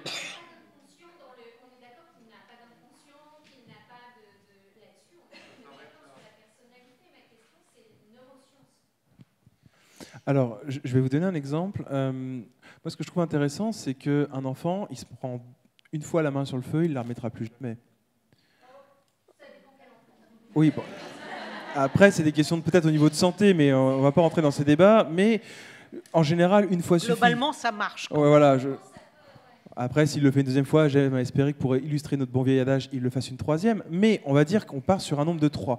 Par contre, oui, la machine, le nombre de fois où on lui a montré des chats, des chiens, qui vous a répondu chameau, ça a quand même été un peu plus compliqué. Donc le temps d'apprentissage n'est pas le même, parce que la question de cette création de cerveau, de neurones en tant que tel, enfin, j'aime pas pour les systèmes de cerveau, ça serait donner raison à des approches très anthropomorphiques finalement. Mais l'idée du réseau de neurones, c'est pas de répéter le fonctionnement du cerveau humain, c'est de répéter la plasticité cérébrale. Et donc en fait, c'est reprendre l'approche, non pas à un niveau humain avec l'inconscient, le subconscient et toute cette approche-là, c'est juste répéter ce mode de connexion avec des aspects probabilistes. Mais ce n'est que, c'est comme faire un schéma, avoir un calque d'un fonctionnement complètement très très puissant. On a juste la première couche et l'idée n'est pas de rentrer dans toutes les subdivisions. Même si on va les chercher, finalement, on n'ira pas à ce niveau-là. D'ailleurs, je vais rebondir là-dessus en essayant de faire genre j'ai de la culture, mais il y avait un film que je trouvais très très bien, qui est sorti à l'époque, mais qui a été un peu le parent pauvre de ces films, qui s'appelait Deus Ex Machina peut-être, ou Deus Ex tout court. Oui, ça s'appelait Deus Ex Machina. Et franchement, je vous invite, avant de le regarder, à regarder le principe de singularité et ensuite de le regarder sur cet aspect-là. Parce que là, on est sur une approche un peu plus fine, on va dire, que Terminator, mais avec une vision de jusqu'où l'IA pourrait aller, sachant que l'idée, c'est pas de lui donner un raisonnement, et c'est pas la vocation première, même quand on aura des ordinateurs quantiques, c'est pas de lui permettre d'avoir sa propre manière de penser. L'idée, c'est vraiment d'avoir un outil qui soit capable de nous apporter le plus loin possible. Et on répète certaines choses, comme le fait que, d'ailleurs, je vais terminer par ça, on parlait de l'influence de l'être humain. Bah, finalement, notre système décimal est basé sur notre doigt, et donc on est sur du 10, alors que dans l'informatique, on s'est basé uniquement sur le pouce, et donc c'est du 0,1. Et finalement, on retrouvera toujours des liens. Ça revient à cette question de... Mais c'est le biais humain qui répète ses propres visions. Et là, ce que vous dites, ça voudrait dire que le fonctionnement dépend de la structure. Ce qui n'est pas le cas. Ouais. On peut avoir des structures. En fait, c'est une simplification extrême de la complexité de notre cerveau, le réseau de neurones. On est d'accord? C'est une modélisation. Mais ce n'est pas parce que c'est structuré de la même manière, parce que c'était l'ambition des fondateurs de l'IA, de Chomsky, etc. Donc, conférence de Dartmouth 56, c'était des cybernéticiens, Norman Wiener, etc. Mais c'est une représentation simplifiée de la complexité voilà, du cerveau. Mais ce n'est pas parce que c'est structuré de la même manière que ça va fonctionner de la même manière. D'ailleurs, personne. C'est une simulation. Le but, c'était la simulation des facultés cognitives et non pas la reproduction des facultés cognitives. C'est ça la différence. Pour moi, ça a été jusque dans les années 70-80 où là, on a intégré plus de neuroscientifiques pour essayer de pousser la... Oui, oui, quand on était toujours dans cette logique-là, mais... Oui, oui, tout à fait. Mais c'est pour aller dans le sens de Nathalie du début, qui est peut-être que les soft skills, que justement, il n'y a pas cette subjectivité qu'on peut avoir. Tout à fait. C'était une des objections d'ailleurs du fait que ça ne peut pas être de l'intelligence artificielle parce qu'il n'y a pas d'embodiment, il n'y a pas d'incarnation. Je vais me permettre d'apporter une réponse légèrement complémentaire, ou en tout cas de prendre un pas de recul. Est-ce que la théorie de la singularité, ça vous dit quelque chose? Oui. Bon. La théorie de la singularité a été traitée dans le monde de la science-fiction, a commencé à être traitée dans les années 50, voire avant, par un monsieur qui est australien, qui s'appelle Gordon Smith, qui a écrit un cycle de nouvelles qui s'appelle « Des seigneurs de l'instrumentalité », dans lequel il y a toute la réflexion justement sur ce qui est humain et pas humain. Et toute la réponse y est. C'est-à-dire que parmi les choses que la machine ne peut pas imiter, il y a toujours cette histoire de l'inconscient qui provoque l'intuition. L'idée qui vient de nulle part, qui fait qu'on rapproche deux faits n'ayant aucun rapport. La machine y arrive parfois, mais de manière totalement hasardeuse. C'est de la combinatoire. L'humain, lui, y arrive beaucoup plus fréquemment que la machine. Et ça résulte souvent, d'ailleurs, l'intuition, c'est un muscle, hein, ça s'entraîne. Bien sûr. Je rebondirai là-dessus. Je tiens à rappeler qu'en 2014-2015, on disait être le critère qui nous permettait de savoir que l'IA nous dépasserait pour cette question de sécurité, c'était de faire de la musique ou de générer une image. Donc sur la définition de 2014-2015, avec la... Oui, là, on est un peu raté. Mais en fait, je pense que la question de la singularité, elle est un peu plus large que ça. Maintenant, on nous met la question de l'autonomie. Mais même ce mot me dérange, parce que ce n'est pas une question d'autonomie ou d'adaptabilité, parce qu'il sera même potentiellement beaucoup plus adaptable que vous. Mais moi, à mon sens, la question de singularité, c'est le moment où elle va être capable de prendre conscience d'elle-même et de réfléchir pour elle-même, faire des choix pour elle-même. Et là, déjà, rien que ça, j'ai envie de dire, ça va peut-être marcher 15 ans de plus, mais on en reparle dans 15 ans, peut-être que j'aurai tort. Donc... en l'état de l'art, ça s'arrête là. Mais l'idée, c'est pas de répéter l'être humain. En fait, on a souvent tendance, c'est le complexe de Dieu, je ne sais plus un terme sur cette approche, de répéter un peu à son image. Mais à terme, il ne faut pas oublier qu'il y a le côté business et on va pas essayer personne ne s'intéresse à avoir un petit humain dans son bureau qui vient vous apporter le papier. Par contre, si on reçoit sur son PC les éléments ou dans des lunettes connectées la réponse qu'on veut, c'est ça qu'on souhaite. Et on s'en fiche au final que ce soit un humain ou pas. Et au final, je pense que c'est la finalité qui va l'emporter par rapport au rêve. Pour l'instant, on lui a donné un corps, on l'a vu avec cette manière de donner une représentation. Plus le temps va passer et plus on va aller vers la finalité de ce qu'on souhaite. Une fois qu'on a vu à quoi ressemblait Nao Paper, qui est d'ailleurs un outil très utile, on n'a plus vraiment besoin d'un corps, on a besoin d'avoir la finalité qu'on cherche. Et donc, à force, je pense que c'est une vision qui permet de faire comprendre une idée et qui ensuite va basculer sur le côté business. Est-ce que je peux me permettre une question alors sur la créativité ? Alors, est-ce que la machine, parce que on se dit, bon, on se rassure, nous, on est créatifs, et la machine, elle n'est pas créative, justement, parce qu'elle répète, elle n'invente pas. Alors, elle peut. Alors, justement, je voudrais venir, est-ce qu'elle peut créer un truc nouveau ? Alors, originalité, créativité, vous voyez. Elle peut créer quelque chose de nouveau, mais par hasard. Voilà, c'est le hasard. C'est une machine stochastique. Ça a été dit par Temnus, ça a été repris par Ganassia, etc. C'est une machine stochastique, ce qui veut dire que ça ne peut pas être une machine qui crée au sens du code de la propriété intellectuelle et au sens des sciences sociales et humaines. Ça ne crée pas, ça n'a pas d'intention. Donc ça ne peut pas créer, ça ne peut pas innover. C'est juste une génération par hasard. Alors, est-ce qu'on peut estimer... Alors, ça dépend de la définition qu'on a de la créativité. Est-ce qu'une création aléatoire ou une création du hasard est une création? Voilà, ça dépasse, c'est de la philosophie, là. Je rebondirai là-dessus parce que c'est effectivement un juste mix entre à la fois un côté statistique, on va prédire, on va chercher le mot ayant la meilleure correspondance, et à la fois intégrer un aspect aléatoire pour diversifier les réponses. Mais on en revient à cette question sous-jacente de savoir si oui ou non il y a une prise en conscience de cette action. Par contre, avant de répondre plus loin, j'ai envie de dire qu'elle va introduire des biais avec le temps, et plus il y a des biais, plus potentiellement elle va créer des aléas qui vont être amenés à nous faire découvrir d'autres choses. Et c'est souvent par des erreurs qu'on a appris beaucoup de choses. Ouais. J'ai envie de dire qu'une simple pomme, au-delà d'être croquée, avoir fait la Bible, ou d'être mise sur un Mac et d'avoir créé de l'informatique, une simple pomme qui est tombée sur la tête d'un homme a permis de réfléchir sur la gravité. Donc vous voyez, l'erreur la plus simple peut nous amener à des conceptions énormes. Donc oui, évidemment, cet assistant va nous faire, en plus, il est là pour ça, au final, il va nous faire des tonnes de propositions. Généralement, quand vous lui demandez de générer une image, je vous en fais 4. J'ai rarement vu un assistant qui me fait 4 choses. Hein. Bon, en tout cas, il arrive, il nous propose ces différentes visions. Et lui, il fait à la fois cette réflexion de quelle est la chose la plus juste à dire, et en même temps, j'intègre un aléa. Et donc, à mon sens, ce n'est pas une idée d'originalité, mais ça peut simuler cette approche. Et ça peut du coup parfaitement donner le même résultat. C'est vraiment, est-ce qu'on s'intéresse au chemin qui a mené ou est-ce qu'on s'intéresse au résultat final? Et c'est là où il y a une vraie réflexion de savoir, est-ce qu'on prend en compte les erreurs potentielles ou le parcours? Est-ce qu'on prend en compte le fait que c'est très mathématique? On a le même exemple dans la musique avec Satie. Satie avait une vision de la musique qui était mathématique. Alors que personnellement... moi, j'aime bien que ça agite mon nerf vague et que ça me fasse aller un peu mieux. Bon, c'est un autre concept. Mais là, il y a l'aspect, est-ce qu'on le vit en interne ou est-ce qu'on essaie de le voir avec un modèle? Et c'est finalement une question de tout temps. Comment l'approche qu'on adapte? Est-ce que c'est l'approche qui compte ou est-ce que c'est le résultat? Oui, bonjour. Ah, il y a une question dans le fond. Vous m'entendez?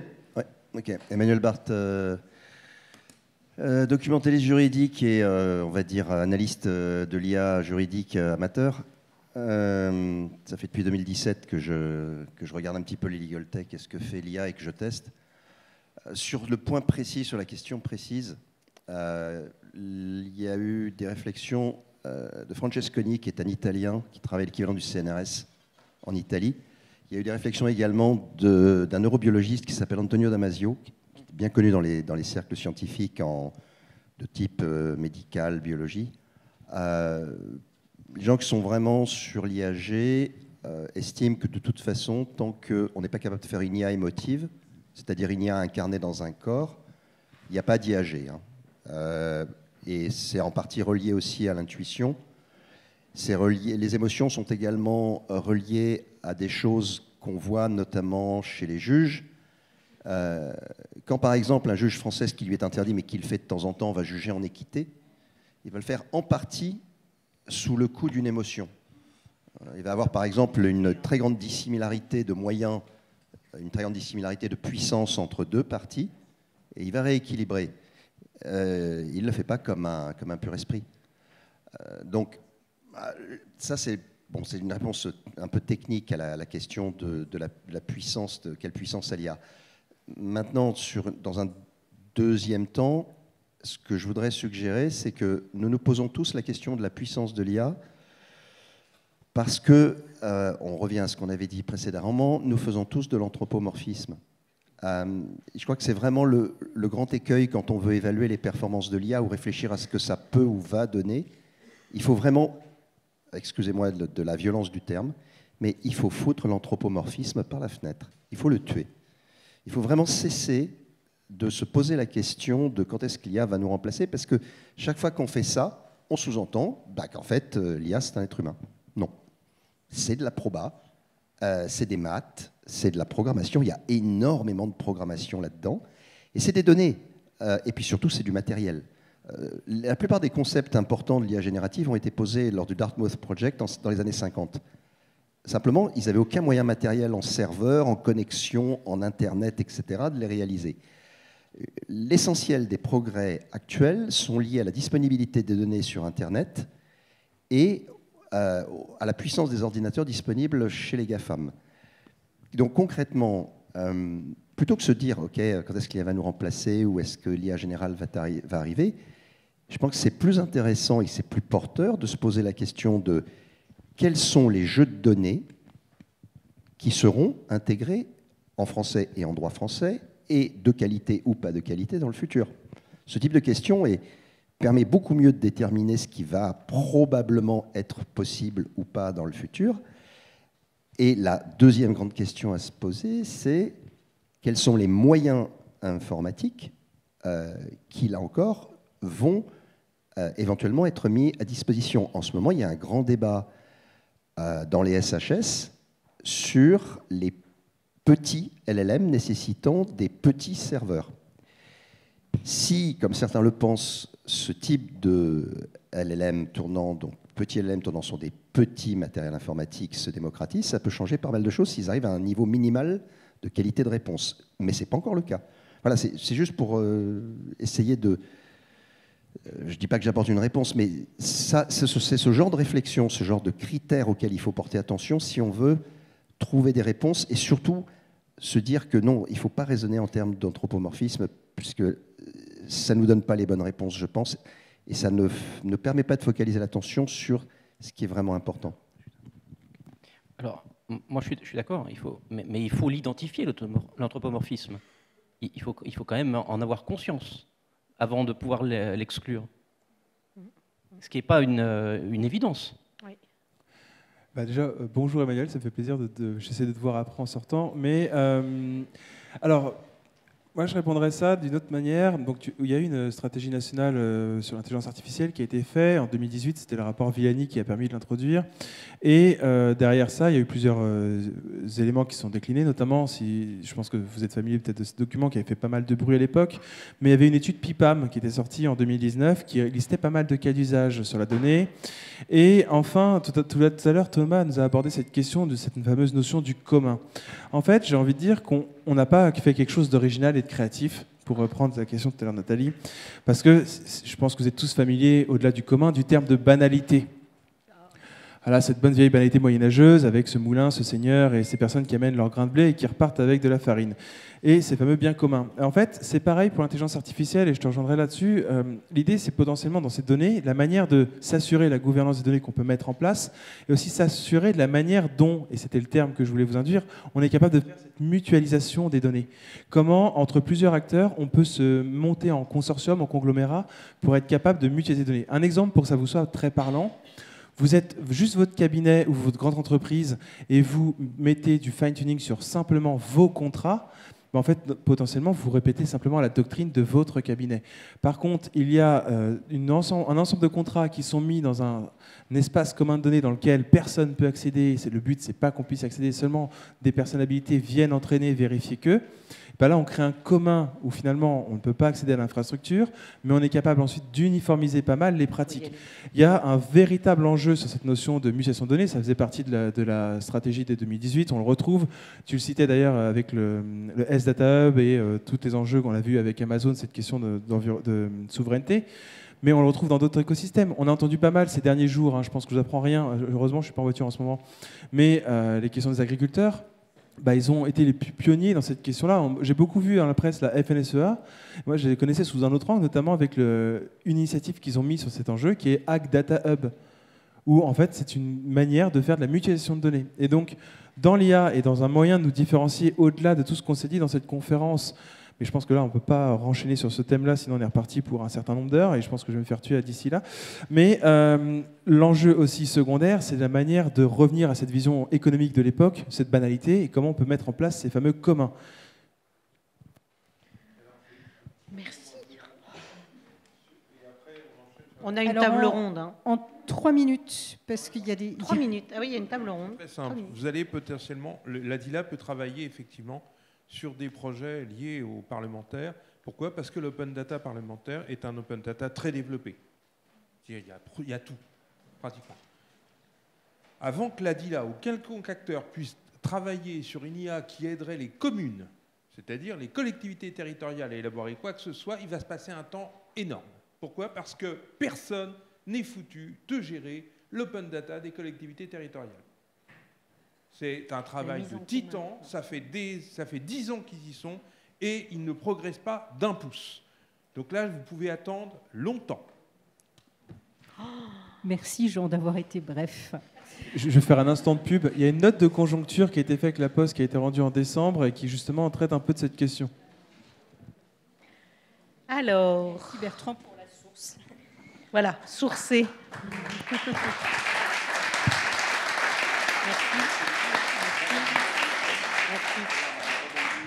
Alors, il y a des risques, on ne sait pas si on est créatif ou pas, il faut sourcer, il y a les biais. Bon, on va se former.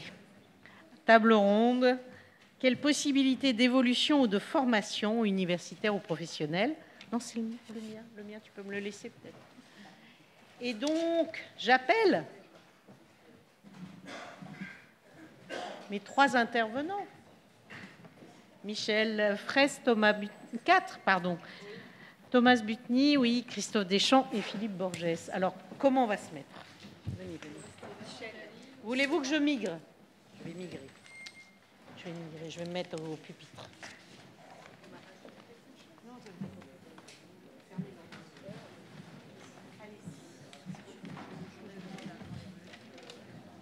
Ferme-le.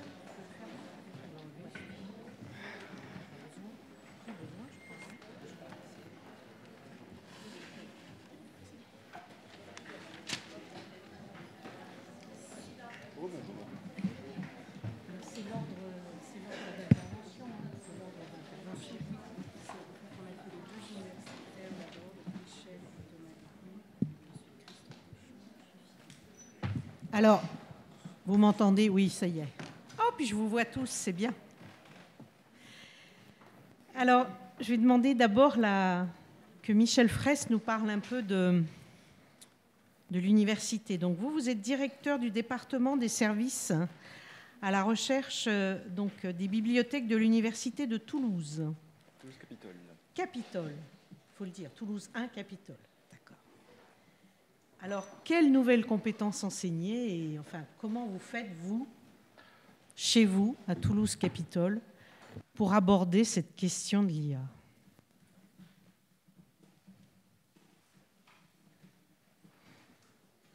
Alors, j'allume mon micro. Vous m'entendez? Alors, merci beaucoup. Merci pour cette invitation. Alors, on va faire un petit tour du côté de l'université, oui. Alors, juste quelques mots. Donc, moi, je suis conservateur de bibliothèque, je suis juriste et un petit peu enseignant aussi, chargé d'enseignement. Et donc, ce département de services à la recherche, c'est une petite équipe. On a 2 services, l'un qui se consacre à la science ouverte, maintenant aux données, à tout ce qui est aussi archives ouvertes, et aussi un petit peu de publication, d'édition. Et l'autre service, justement, sur la formation. Alors, pour la recherche, où commence la recherche? Moi, j'ai toujours pas la réponse, mais dans notre organigramme qui est très lisible pour nos usagers, on le fait commencer à partir du Master 2.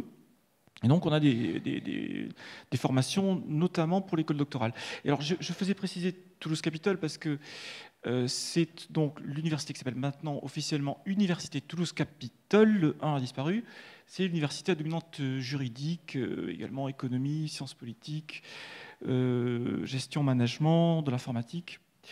Et bon, on va dire que sciences juridiques, c'est à peu près la moitié de l'effectif. On a 20 000 étudiants, donc à peu près 10 000 étudiants en droit.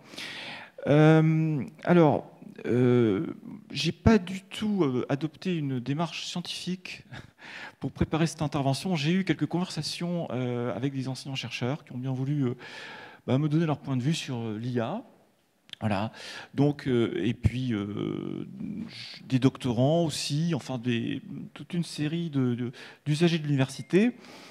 Alors, il est vrai que une des grandes réactions, alors pas majoritaire, hein, mais c'est une certaine méfiance, un certain attentisme, et certains qui ont testé les IA et majoritairement ChatGPT, ont une vision ouais, je dirais, un peu partagé, c'est-à-dire à la fois les aspects bluffants de l'outil, mais de l'autre côté, l'idée, bon, dans le cadre de la formation, dans le cadre de mon travail, pour l'instant, je vois pas trop.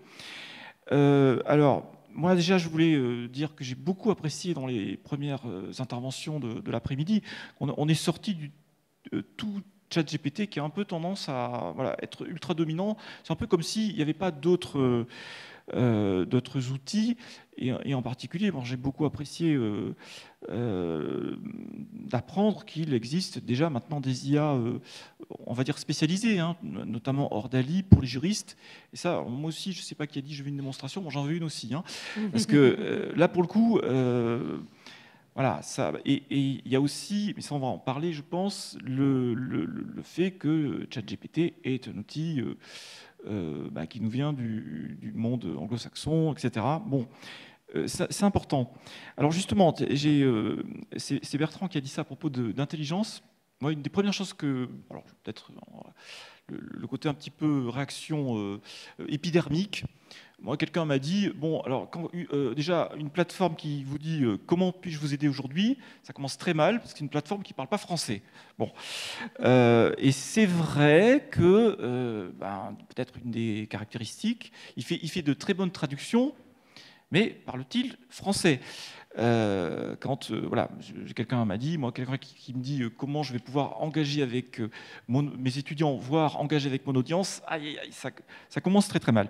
Bon, peut-être aussi dire que ChatGPT ne parle-t-il pas comme nous parlons, enfin comme une partie d'entre nous parlons, il y a ça. Donc, bon, ça c'est quand même quelque chose qui est ressorti. Alors, il y a autre chose qui m'a intéressé, c'est, bon, on a relevé les erreurs, mais c'est un outil qui répond toujours, même quand il ne sait pas. Et c'est très frappant. Moi, quelqu'un m'a dit, moi, ça me fait penser, il y a aussi une réaction un peu poil à gratter, au candidat à un examen, à un concours qui ne sait pas, mais qui va répondre, qui va broder. Et ça, c'est très, très agaçant pour le jury. Je ne sais pas si vous avez fait passer des examens ou des concours. Le candidat qui ne sait pas, mais il se dit, là, je joue la montre, là, ça marche. Bon, c'est vrai que ChatGPT, il fait un peu ça. Et quand vous lui dites, mais non, là, tu t'es trompé, il dit, oui, vous avez raison.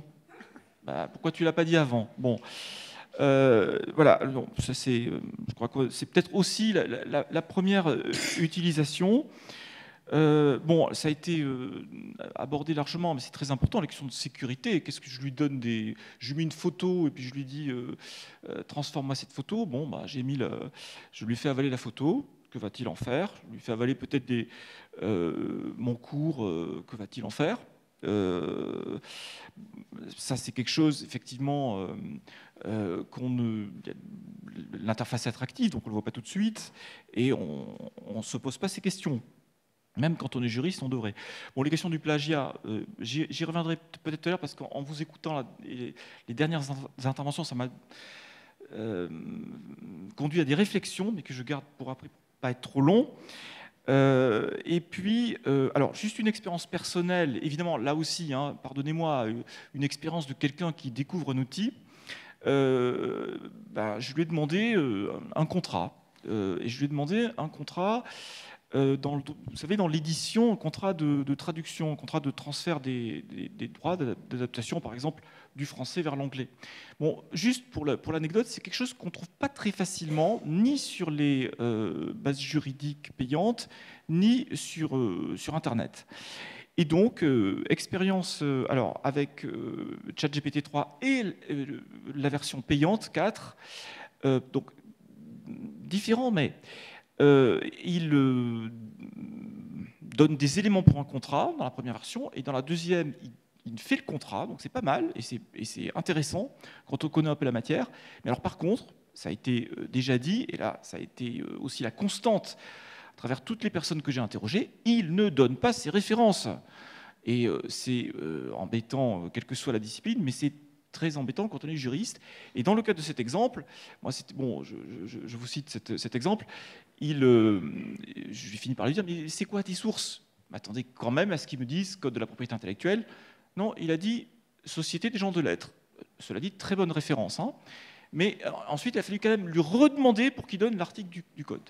Bon, tout ça, c'est une étape provisoire d'une machine qui continue d'apprendre.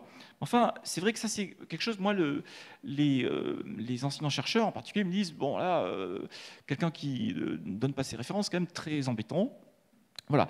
Maintenant, je crois toutes les personnes avec qui j'en discute me disent, mais là, de toute façon, il ne faut pas faire comme si ça n'existait pas. Et je vous cite un exemple de quelqu'un qui vraiment est allé au-delà. Alors, c'est peut-être vous avez entendu parler parce que ça a été assez médiatisé. Je crois même qu'il est passé dans un petit sujet, une petite capsule d'un journal télévisé. C'est un doctorant chez nous qui s'appelle Alexandre Chazelle. Et il a fait l'expérience de donner à ChatGPT le sujet qu'il avait donné à ses étudiants. Alors je précise tout de même, c'est important pour les juristes, qu'il ne lui a pas donné un commentaire d'arrêt, il lui a donné 20 questions, puisque ce doctorant travaille sur le droit de l'espace et il enseigne à des non-spécialistes, donc il a posé 20 questions. Et si ça vous intéresse, il a mis d'ailleurs la copie corrigée sur LinkedIn. Vous pouvez tout à fait y accéder. Là, je n'ai pas le temps de vous la projeter. Bon, ce qui est intéressant, c'est que ChatGPT a eu 11,75 sur 20, donc il a eu l'examen, c'est bien. Mais Alexandre a mis les corrections et vous avez toujours référence étayée. Donc il fait de très bonnes réponses, plutôt exactes, mais il ne donne pas ses références. Bon, ça, c'est vraiment le gros problème. Alors, c'est le frein. C'est le frein. Alors maintenant, comment on s'adapte quand on souhaite faire de la formation ? Alors oui, juste pour en terminer donc avec cet exemple, parce que j'ai eu cet échange avec Alexandre, peut-être ce sera intéressant d'écouter si on reparle d'IA ici ou là. Lui, justement, sa réponse m'a beaucoup intéressé. Il se sert beaucoup de ChatGPT pour ses recherches documentaires. Je me suis dit, alors comment faites-vous ? Mais il faut savoir qu'il travaille sur le droit de l'espace. Il travaille sur du droit, alors le droit de l'espace, tous les traités sur la Lune, sur toutes ces questions. Et c'est très intéressant de voir qu'il travaille sur un sujet où il y a de l'information en ligne, précisément. Et par conséquent, il y a ce côté disciplinaire aussi. Selon les disciplines dans lesquelles on se spécialise, on peut évidemment trouver avantage à céder des outils d'IA. Voilà. Et je précise en passant que Alexandre Chazelle m'a autorisé bien sûr à vous rendre compte aujourd'hui de cette conversation. Hein. Je ne suis pas comme ChatGPT, je lui ai demandé l'autorisation de vous le ressortir. Donc je conclus peut-être. Moi, j'aurais bien quand même, parce que on peut penser que l'université, le plagiat, elle a une certaine expérience. Alors, justement, j'ai des choses à dire. Ah bah. Venons-en à la question de la formation. Alors, on était en train de préparer quelque chose pour les écoles doctorales, puisque, en fait, l'idée, c'est de nous demander, déjà, on a une vision très parcellaire des outils qui existent, comment les utiliser. Alors, vous parlez de plagiat. Je pense qu'une des premières étapes, ça va être de faire une sensibilisation, puisque là-dessus, bon là je parle vraiment à titre personnel, hein, pas pour mon université, mais enfin l'idée d'interdire, c'est pas une piste dans la mesure où on sait que les étudiants utilisent, donc sensibiliser, comme on a fait de la sensibilisation au plagiat. Et alors, quelque chose qui n'a pas été évoqué, je crois, pourtant on a vraiment évoqué beaucoup de sujets, c'est les logiciels anti-plagiat qui, paraît-il, préparent maintenant des versions avec détection des publications de ChatGPT. À Toulouse Capitole, on utilise Compilatio et, paraît-il, il va être possible de détecter, bon ça je demande quand même à voir, mais de toute façon peu importe, parce que ce que l'on a fait pour le plagiat, dans la sensibilisation, dans la formation, on peut le faire pour les outils d'IA, c'est-à-dire dire aux étudiants, alors je pense aux étudiants plutôt niveau formation, peut-être jusqu'au Master 1, attention, nous avons un outil de détection, et rien que ça, je pense, ça va probablement faire réfléchir quant à l'utilisation. Alors, il y a aussi une chose quand même très importante par rapport à l'université. Si on fait des formations, quelle version on va utiliser? Parce qu'aujourd'hui, bon, tout ça va évoluer. Vous avez le ChatGPT gratuit. Et puis, moi, je vous le dis franchement, j'ai pris à titre personnel un abonnement à la version 25 $ par mois, parce que plusieurs personnes me disaient oui, mais alors tu vois, les réponses ne sont pas satisfaisantes. Essaye les versions payantes, tu vas voir. Ça va être très différent. Comment mettons à disposition des étudiants un outil d'IA, puis lequel? Pourquoi en privilégier un? Comment on va pouvoir avoir des licences collectives? Et là, on a un vrai problème d'équité et d'accès à ce type de logiciel. Alors, en discutant aussi avec des étudiants, ils m'ont dit, bon, nous, c'est un peu on a ChatGPT, oui, on paye 25 $, mais c'est notre Netflix. C'est-à-dire qu'on se partage les codes d'accès. Je pense que ça, c'est assez répandu. Bon, alors, effectivement, on divise par 4, par 5, peut-être, je ne sais pas. Mais enfin, ça, c'est très bien. Hein, mais au niveau montée des formations universitaires, c'est du bricolage. Donc là, il va falloir se poser cette question. Qui va rester en dehors si on dit, bon, bah, vous l'utilisez, on ne va pas vous empêcher de l'utiliser, mais vous l'utilisez bien, et dans un cadre, on va essayer de vous former. Je pense qu'il est temps que je m'arrête, mais j'ai plein d'autres trucs à dire. Peut-être que je dirai après dans les échanges.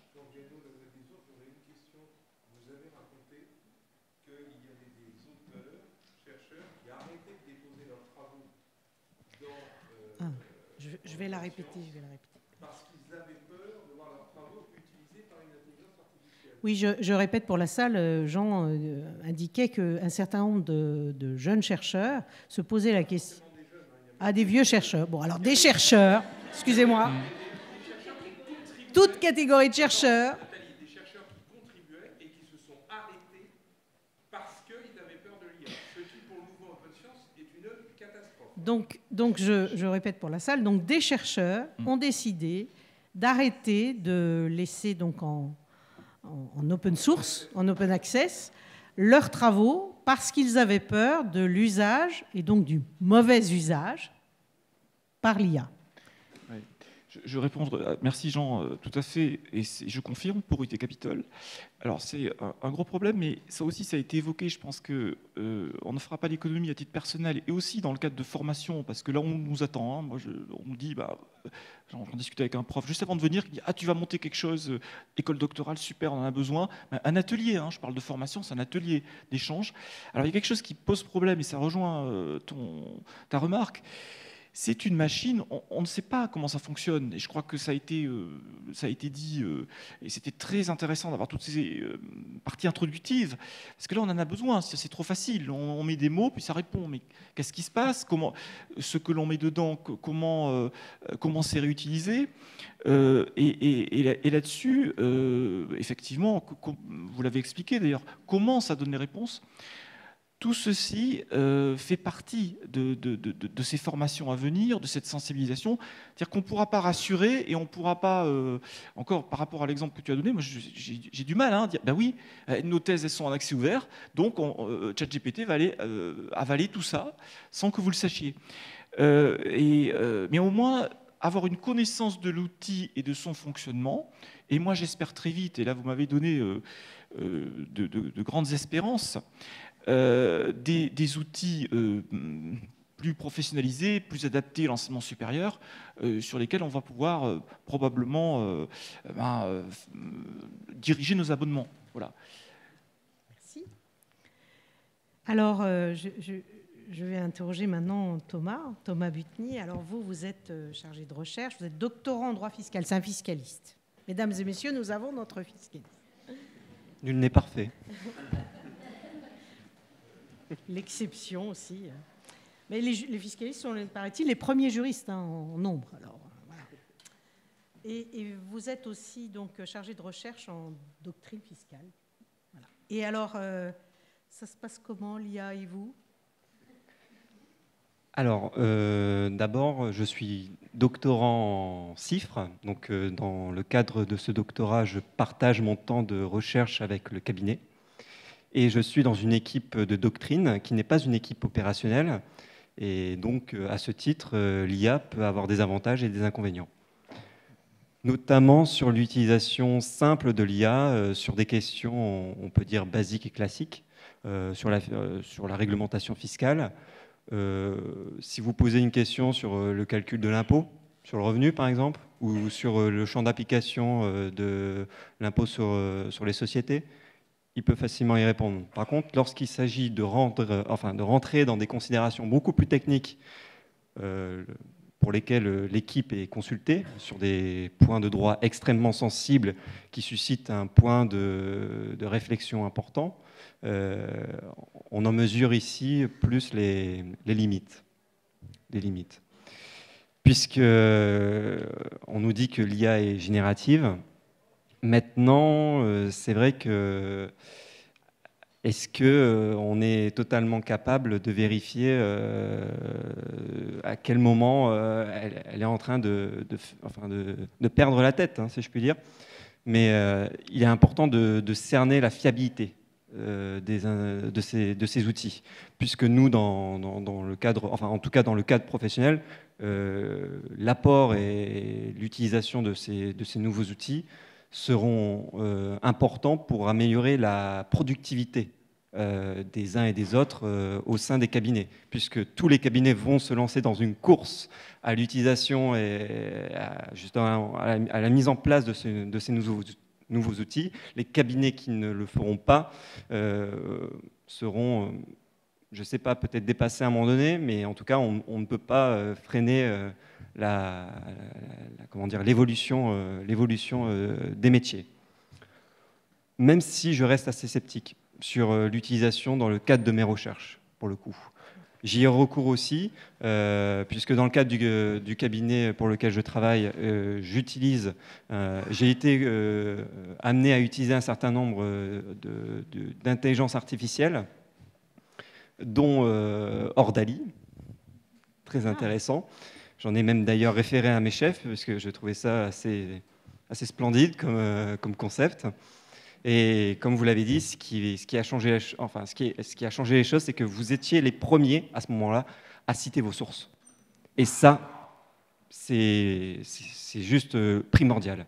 Puisque si on veut une IA qui soit fiable, il faut qu'on puisse vérifier ce qu'elle fait. Voilà. Et j'en viens du coup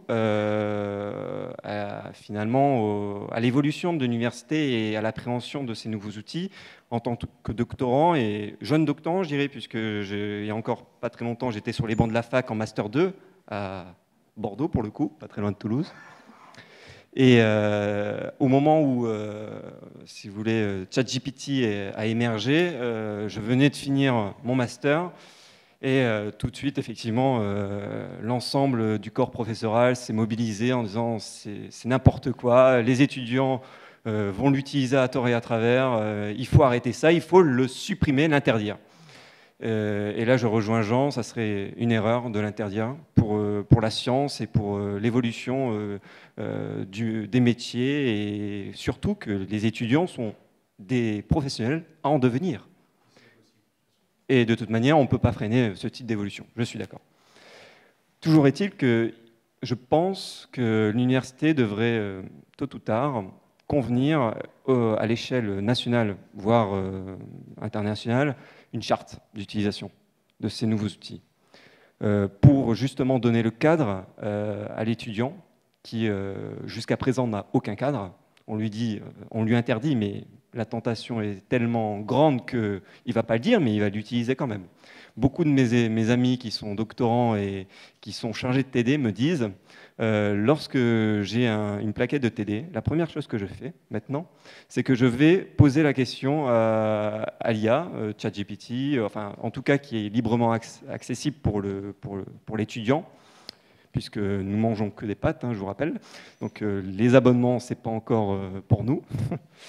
Mais disons que voilà, il y a cette utilisation, et je pense que les jeunes étudiants de licence n'ont pas encore toute la mesure, et ils ne mesurent pas l'impact de leur utilisation pour leur construction, leur formation, tout simplement.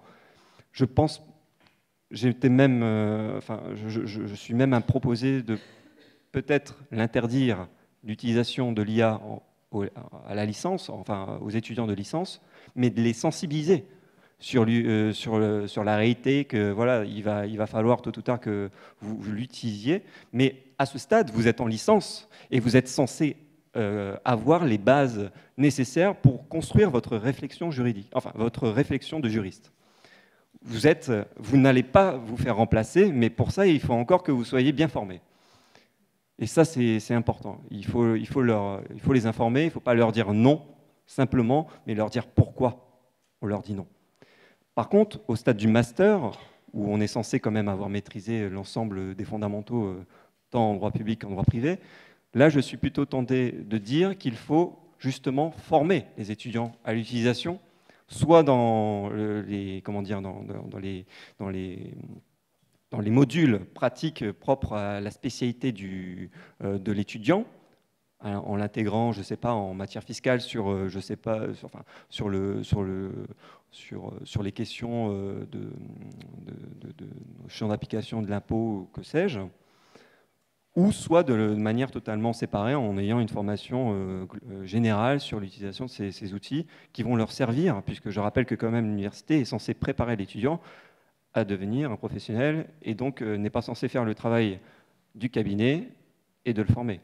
Enfin, du moins de le former déjà, de le sensibiliser au moins sur ces questions, qu'il arrive avec un début, enfin, on peut espérer d'être opérationnel et ensuite que le praticien va pouvoir former, notamment à l'occasion de son stage, ou aujourd'hui, ce qui se fait de plus en plus, l'alternance. Maintenant, au stade du doctorat, donc on était plusieurs justement chercheurs ici à se prononcer dessus, je pense que l'intelligence artificielle est intéressante, mais justement, puisqu'on en est encore à se dire quel est le cadre légal de ce type d'outil, je suis sceptique à l'utilisation et j'en garde une utilisation très primaire sur des tâches simples qui peuvent me faire gagner du temps. Par exemple, je vais lui demander, dans le cadre de l'utilisation du test d'une IA pour le cabinet, je lui ai demandé de me citer l'ensemble des articles qui font mention de la bonne foi dans le CGI. Alors, l'IA va me le lister, et je me suis rendu compte, en examinant de plus près les articles, qu'elle a carrément cité un article qui ne parlait absolument pas de la bonne foi. Alors, après, je ne sais pas, non, pour le coup, je sais, j'ai vérifié, mais il ne s'agissait pas non plus d'une ancienne version de l'article. Donc, elle a inventé. Donc, ce sur quoi je vais insister, c'est que la fiabilité repose, enfin, en tout cas, l'utilisation de ces outils ne suppose pas de s'y reposer totalement, mais bien de vérifier l'utilisation qu'on en a. Et de ne pas simplement donner le résultat brut de nos recherches, notamment lorsqu'on est censé être le stagiaire de notre équipe. Mais l'IA peut être le stagiaire du stagiaire.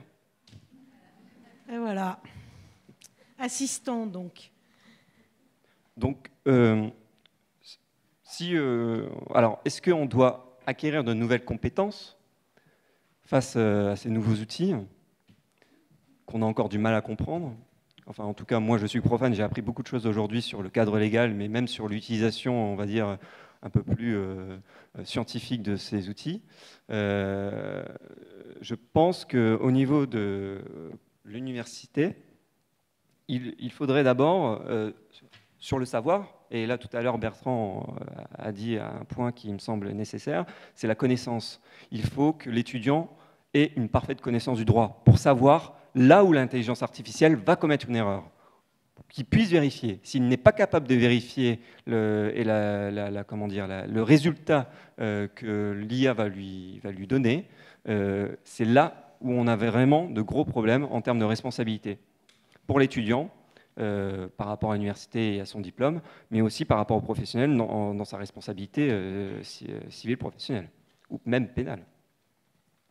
Donc voilà. Donc sur le savoir, je pense qu'il y a la connaissance des fondamentaux du droit qui doit être renforcée chez l'étudiant et que surtout l'université doit maîtriser, et avec les nouveaux outils justement de plagiat, détecter facilement les travaux qui sont rendus, notamment au travers des TD qui sont censés mettre en pratique et mettre l'étudiant en face de sa connaissance du droit lorsqu'il a appréhendé en cours magistral, et ensuite de l'appliquer. C'est à ce moment-là qu'il va s'entraîner pour l'examen final. S'il n'est pas capable de le faire et qu'il le fait faire par une intelligence artificielle, c'est là où on va avoir des problèmes. Puisque l'étudiant, bon, on peut espérer que l'étudiant va se prendre une bulle au niveau de l'examen final, puisqu'il n'aura pas fait l'exercice nécessaire au niveau de ses TD, mais on peut aussi avoir le risque que l'étudiant n'est vraiment pas prêt lorsqu'on va le mettre sur le marché du travail. Ensuite, la méthodologie des exercices juridiques me semble juste primordiale. L'IA, on a dit que tout à l'heure, l'IA n'était pas forcément capable de pouvoir raisonner comme un juriste. Je suis totalement d'accord avec cette analyse. Elle ne va pas vous faire un syllogisme. Par exemple, elle peut vous donner des éléments intéressants sur une notion que vous ne comprenez pas. Pour les fiscalistes qui sont un peu plus... nous travaillons sur des sujets qui sont assez transversales, si je puis dire, puisque pour connaître le régime fiscal, il faut connaître l'opération juridique. Mais on ne connaît pas forcément toutes les opérations en matière de droit des sociétés, en droit de l'environnement. Voilà. Donc l'IA peut être intéressant pour nous donner des notions sur l'aspect juridique, pour le fiscaliste, hein, je parle bien. Maintenant, avoir de A à Z le raisonnement fait par l'IA et la recherche intégrale, je ne pense pas. L'IA va pouvoir donner les prémices, mais elle sera, à mon avis, complétée et enrichie par le juriste et vérifiée. Voilà. Ensuite, pour le savoir-faire, moi, j'ai répertorié la maîtrise de la rédaction d'un prompt. Alors ça, c'est très intéressant, puisqu'en fait, ça va encore une fois vérifier la compétence du juriste. C'est-à-dire que peut-être que le juriste ne sera plus ne fera plus de A à Z le raisonnement à l'avenir comme on le fait aujourd'hui, puisqu'il va y avoir un gain en termes de productivité. Pour autant, il me semble nécessaire que le juriste maîtrise parfaitement l'art du questionnement. L'art du questionnement, se poser les bonnes questions. Puisqu'en général, l'étudiant, là où il va pêcher, c'est lorsqu'il doit se poser les questions de droit. Et s'il ne se pose pas les bonnes questions du droit, il est à côté de la plaque. Et ça, pour moi, c'est primordial. Notamment lorsque vous faites un commentaire d'arrêt. Si vous ne cernez pas le problème juridique, c'est une bulle. Ou du moins, on vous met 10. Enfin, voilà. Donc le prompt, pour moi, il va falloir véritablement avoir une sorte de formation là-dessus. Parce que je ne pense pas que ça soit la même manière... Enfin, ce n'est pas encore exactement la même chose que faire une question de droit. Il va falloir essayer de comprendre l'intelligence artificielle, comment elle fonctionne aussi. Donc c'est pour ça que la sensibilisation pour moi est importante. Comprendre comment fonctionne l'intelligence artificielle pour ensuite que celui qui va être son interlocuteur puisse découper de manière à amener l'IA à avoir sa réponse, à avoir les éléments qu'il souhaite, et qu'il puisse ensuite découper la question de manière efficace et qu'on ne soit pas hors sujet.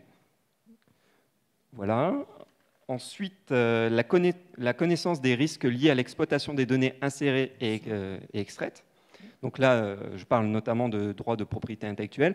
L'étudiant est sensibilisé sur la citation, sur ce genre de choses. Mais aujourd'hui, comment est réglée la question de la générescence de l'IA sur est-ce qu'on doit citer l'IA?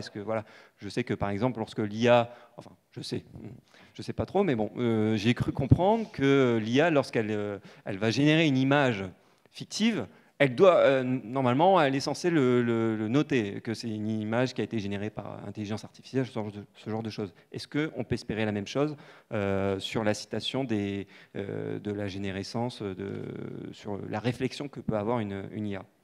Enfin, si on peut parler de réflexion. Et ensuite,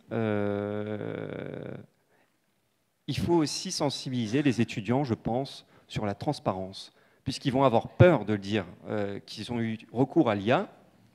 Donc il faut leur dire, c'est important que vous citiez vos sources, voilà, c'est nécessaire pour le bien et pour le respect de la communauté scientifique. Voilà. Donc en définitive, l'IA assiste, mais en aucun cas elle remplace le juriste, à mon sens, et encore moins l'étudiant. Si l'université se saisit en temps et en heure de ces questions. Voilà. Merci Thomas. Donc, sensibiliser, je note que du côté de l'université, on a quand même besoin d'être sensibilisé. Hein. Bon, il faut être des têtes bien faites de juristes, mais enfin, il faut sensibiliser. Christophe Deschamps, vous êtes formateur. Alors, vous, comment vous faites avec nos esprits déjà marqués professionnellement ? Toutes et à tous, donc je suis effectivement consultant et formateur sur les problématiques de veille stratégique et intelligence économique depuis une vingtaine d'années maintenant. Je viens ici en tant que praticien et qu'explorateur de toutes ces technologies depuis 2018 à peu près, avec d'abord les IA génératives autour des deepfakes, puisque c'est à partir de là que j'ai commencé à m'intéresser à tout ça. Et je viens en fait avec un peu 3 casquettes. Si j'arrive à me relire, parce que avec toutes les notes que j'ai prises depuis le début de l'après-midi, mon petit papier très propre est devenu très complexe, mais je vais m'en sortir. Alors, la première chose, c'est que j'arrive aussi avec une casquette de thésard. Je fais partie de ces vieux thésards qui ont décidé de se lancer sur le tard. Donc, je travaille sur les questions justement d'analyse de l'information dans le cadre du cycle de la veille, du cycle de l'information. Et évidemment, j'utilise depuis maintenant plus d'1 an les modèles de langage dans ce travail. Je les ai utilisés d'abord avec du ChatGPT 3.5, des choses simples, et puis un certain nombre d'outils sont nés assez rapidement finalement, des outils spécifiques pour le traitement de corpus scientifiques et techniques. Hein, on leur fait ingurgiter finalement de la thèse, de l'article en masse, et puis on voit ce qu'on peut en sortir. Donc des outils comme SciSpace, par exemple, comme Epsilon, hein, qui est à mon sens celui qui sort du lot pour l'instant, mais aussi tout simplement du ChatGPT 4 dans lequel j'indexe des contenus pour voir ce que je peux en tirer. Est-ce que c'est très bon? Non, pas pour l'instant en tout cas. Est-ce que ça fait des citations? Oui, la plupart du temps. Est-ce qu'elles sont toujours correctes? Non, mais globalement, ça s'en sort pas mal. Ça ressemblerait un peu au système de citation montré tout à l'heure par Rodali. Hein, on est un peu dans le même genre de possibilités. Et est-ce que ça suffit pour faire ce travail de thèse? Non. Je continue à utiliser des outils de traitement automatique du langage plus traditionnels, comme du Voyant Tools, par exemple, hein, qui sont plus que complémentaires dans ces cas-là. En tout cas, très clairement, il y a un marché qui est en train de se créer. Il y en a un pour l'information juridique, il y en a clairement un aussi pour l'information scientifique et technique au sens propre du terme, et encore, je ne parle même pas du traitement des brevets. Donc j'arrive aussi avec une casquette d'enseignant, puisque je suis aussi enseignant en université dans plusieurs masters et IAE. Et justement, comment je fais travailler mes étudiants. Depuis la rentrée, j'ai décidé d'intégrer dans chaque formation que je donne, dans chaque cours que je donne, 1 ou 2 heures autour de ChatGPT, des enjeux et de ce qu'on peut en faire. Par exemple, hier matin, j'étais avec des étudiants de Nantes.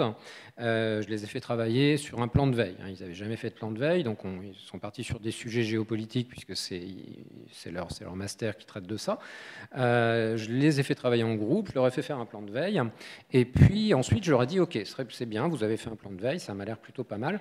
Maintenant, vous allez demander à ChatGPT de vous faire le même plan de veille, enfin de vous faire un plan de veille, et vous allez voir ce que ça vous dit de ce que vous avez fait. Est-ce que vous avez oublié des choses? Est-ce que ça vous a fait penser? Est-ce que ce nouveau plan proposé par ChatGPT vous donne des ouvertures, des idées? Et oui, c'était le cas hein, pour plein de sujets. Le plan de veille repris par ChatGPT avec les grandes thématiques, avec les angles qu'il a donnés à ces thématiques étaient différents, bien sûr, de celui qu'avaient donné les étudiants, et leur a donné des idées. Donc, est-ce qu'il a été créatif? Probablement que non, mais est-ce qu'il a aidé à la créativité des étudiants? Évidemment que oui. Hein. Donc c'est comme ça qu'il faut le prendre. De nouveau, vous avez tous parlé d'assistants. Je ne peux qu'aller évidemment dans ce sens. Qu'est-ce que je leur ai fait faire d'autre? Je leur ai montré que c'était très facile pour un outil comme ça de vous faire une recherche de mots-clés. On sait bien que dans le cadre de la veille et de la recherche d'informations, on commence toujours, il y a toujours la question du champ lexical qu'on va traiter. Donc quel est le champ lexical de la géopolitique, des réacteurs nucléaires, des ENR, enfin voilà, tout un tas de choses. Et c'est très intéressant, ça donne des choses très pointues, à condition d'être capable de le spécialiser, à condition d'être capable de dire ne me donne pas, enfin de dire de manière positive, ne me donne pas le champ lexical généraliste, mais voilà, positionne-toi en tant qu'expert de tel domaine et donne-moi le champ lexical spécialisé. Et là, ça change tout. D'ailleurs, je leur fais faire ça, je vais y arriver. D'abord, une demande de champ lexical généraliste et ensuite une demande de champ lexical spécialisé. Ça n'a plus du tout rien à voir en termes de résultats.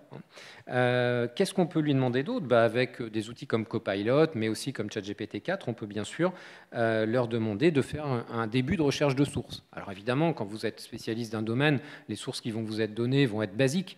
Mais de nouveau, moi je suis là en tant que formateur, donc je leur dis, je dis aux gens que je forme, en tout cas aux professionnels, je leur dis, mais ayez ce regard décalé. Vous êtes prof, par exemple, le vendredi c'était à des profs d'université que j'enseignais, enfin ces sujets-là, décalez votre regard. En tant que prof, bien sûr, vous connaissez par cœur ce sujet, ses thématiques, ses sources, ses mots-clés, mais maintenant, changez de regard et positionnez-vous en débutant. Vous êtes débutant sur votre domaine. Est-ce que tout ça vous apporte quelque chose? Oui, bien sûr que ça m'apporte quelque chose. Si j'ai jamais travaillé sur un sujet, qu'on me demande de bosser dessus et que l'outil me donne des sources de démarrage qui sont plutôt correctes dans l'ensemble, évidemment que ça me donne un point de départ. Comme je dis toujours, on va commencer à pouvoir dérouler la plotte. Donc oui, de la recherche de mots-clés, de la recherche de sources initiales. Après, évidemment, on connaît tout ça. Il peut être très bon. Et ce n'est qu'un début, évidemment. Ça, c'est ma deuxième casquette. Je vous ai dit que j'en avais une troisième, c'est formateur. J'en ai parlé à l'instant, j'ai dit que voilà, le vendredi dernier, par exemple, c'était avec plutôt des profs d'université et des chercheurs en pédagogie. En tant que formateur de public professionnel, il y a une formation sur ChatGPT autour de la veille, ça fait 1 an qu'elle est lancée, et ce qui est intéressant, c'est l'engouement que ça a créé. Pas cette formation en particulier, mais je veux dire en tant que signal, on parle beaucoup de signaux faibles dans nos métiers, en tant que signal, le fait que cette formation, je l'ai déjà menée 12 fois en à peine 1 an, uniquement pour des gens de nos métiers, ça montre qu'on a compris. Et ça change un peu de ce qu'on avait pu voir au niveau du Web 2.0 en 2004. Là, on a compris que c'était en train de venir impacter directement nos métiers et qu'il fallait s'y mettre, qu'il fallait au moins en entendre parler. C'est bien sûr pour ça que vous êtes tous là aujourd'hui. Qu'est-ce que ça veut dire, quoi s'y mettre concrètement? Ça veut dire, par exemple, comprendre, intégrer les possibilités offertes par les LLM dans tout le cycle de la veille. Tout à l'heure, monsieur Alix, je crois, c'est ça? Monsieur Pascal Alix, excusez-moi. Vous disiez, c'est un jouet. Et alors moi, ça tombe bien, c'est une expression que j'utilise tout le temps, quels que soient les outils, qu'on parle de ChatGPT ou d'autres, je dis toujours aux gens que je forme, mais jouez avec. C'est fait pour, il ne va rien se passer, c'est rien de grave en tout cas, sauf si vous mettez les comptes de résultats de votre entreprise, mais ça je les préviens avant. Mais jouez avec, c'est des terrains de jeu ces outils, donc si vous ne les pratiquez pas, vous n'allez pas en comprendre et en anticiper les potentialités, et donc vous ne les intégrerez pas dans votre travail quotidien. Donc jouez avec, voilà, faites des tests dans tous les sens, y compris avec les IA génératives d'images, il y a des choses incroyables à faire. Donc se familiariser avec ces outils dans un usage au quotidien. J'utilise personnellement au quotidien, pas que pour ma thèse, parce que j'ai une petite extension Chrome qui va me résumer la page web de l'article que je me disais, tiens, je vais peut-être le lire cet article. Et puis cette petite extension me montre qu'en fait, a priori, ça ne parle que de choses que j'avais déjà lues. Donc non, je ne vais pas perdre du temps à lire cet article, je vais plutôt passer sur les 15 autres qui m'attendent et qui sont sortis de ma veille matinale. Donc ça, c'est de l'usage quotidien. J'ai créé un article pour mon blog, il y a une phrase qui tourne mal, j'arrive pas, ça m'agace, j'arrive pas à la remettre d'aplomb. Je dis à ChatGPT, essaye de me faire quelque chose avec ça. Fais-moi 3 propositions. Est-ce que je vais faire un copier-coller direct? Non, pas forcément. Je vais me dire, tiens, ah oui, la phrase tourne mieux dans ce sens-là, donc je reprends ma phrase. Parfois, je fais un copier-coller direct de la phrase. Ah bah oui, voilà, c'était parfait, merci. Parfois, je suis poli avec lui, même si je sais que ça sert à rien. Et on en revient à la question de l'anthropomorphisme qu'on a déjà évoqué tout à l'heure. Qu'est-ce qu'il y a d'autre? Il y a plein d'autres possibilités. Je vous dis, si on déroule le cycle de la veille, on peut le faire tourner à plein de moments. Il y a évidemment la compréhension des implications éthiques, des biais qui ont été un petit peu évoqués tout à l'heure. Il y a la question des angles morts aussi, pour faire plus simple. Est-ce que c'est lié à des biais ou pas? Je ne sais pas, mais si on lui demande, comme l'exemple que je donnais à l'instant, si on lui demande de résumer un petit article que j'ai sous les yeux, ok, il va m'extraire les 5 principaux thèmes sous forme de bullet points, mais qui me dit qu'il a choisi les bons? Est-ce que c'est vraiment ceux qui m'intéressent? C'est ça la question. Il m'a fait un résumé, il m'a pas fait une synthèse. Une synthèse, ça aurait été personnalisée en fonction de mes besoins. Et c'est là où on en arrive à l'étape d'après, finalement. Qu'est-ce qui va se passer? Moi, je suis historien de formation. J'essaye de voir si je peux, dans la mesure du possible, et je suis surtout amateur de science-fiction, j'essaie de voir les choses sur le temps un peu plus long.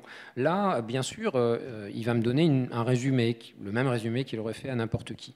Mais plus je vais utiliser ces outils, plus je vais avoir des assistants dans lesquels je me logue, et avec lesquels j'échange jour après jour, surtout si c'est le même assistant qui me sert à la fois dans le pro et dans le personnel, parce que c'est ça qui est en train d'arriver. On voit déjà que les infrastructures, les OS des smartphones sont en train de se mettre en ordre de bataille pour accueillir de l'IA génératif textuel, au moins directement dans le cœur de l'outil, pour qu'il soit présent partout dans n'importe laquelle de vos applications. Donc ce qui est en train d'arriver, c'est des assistants personnels permanents, transversaux sur tous les moments de votre vie.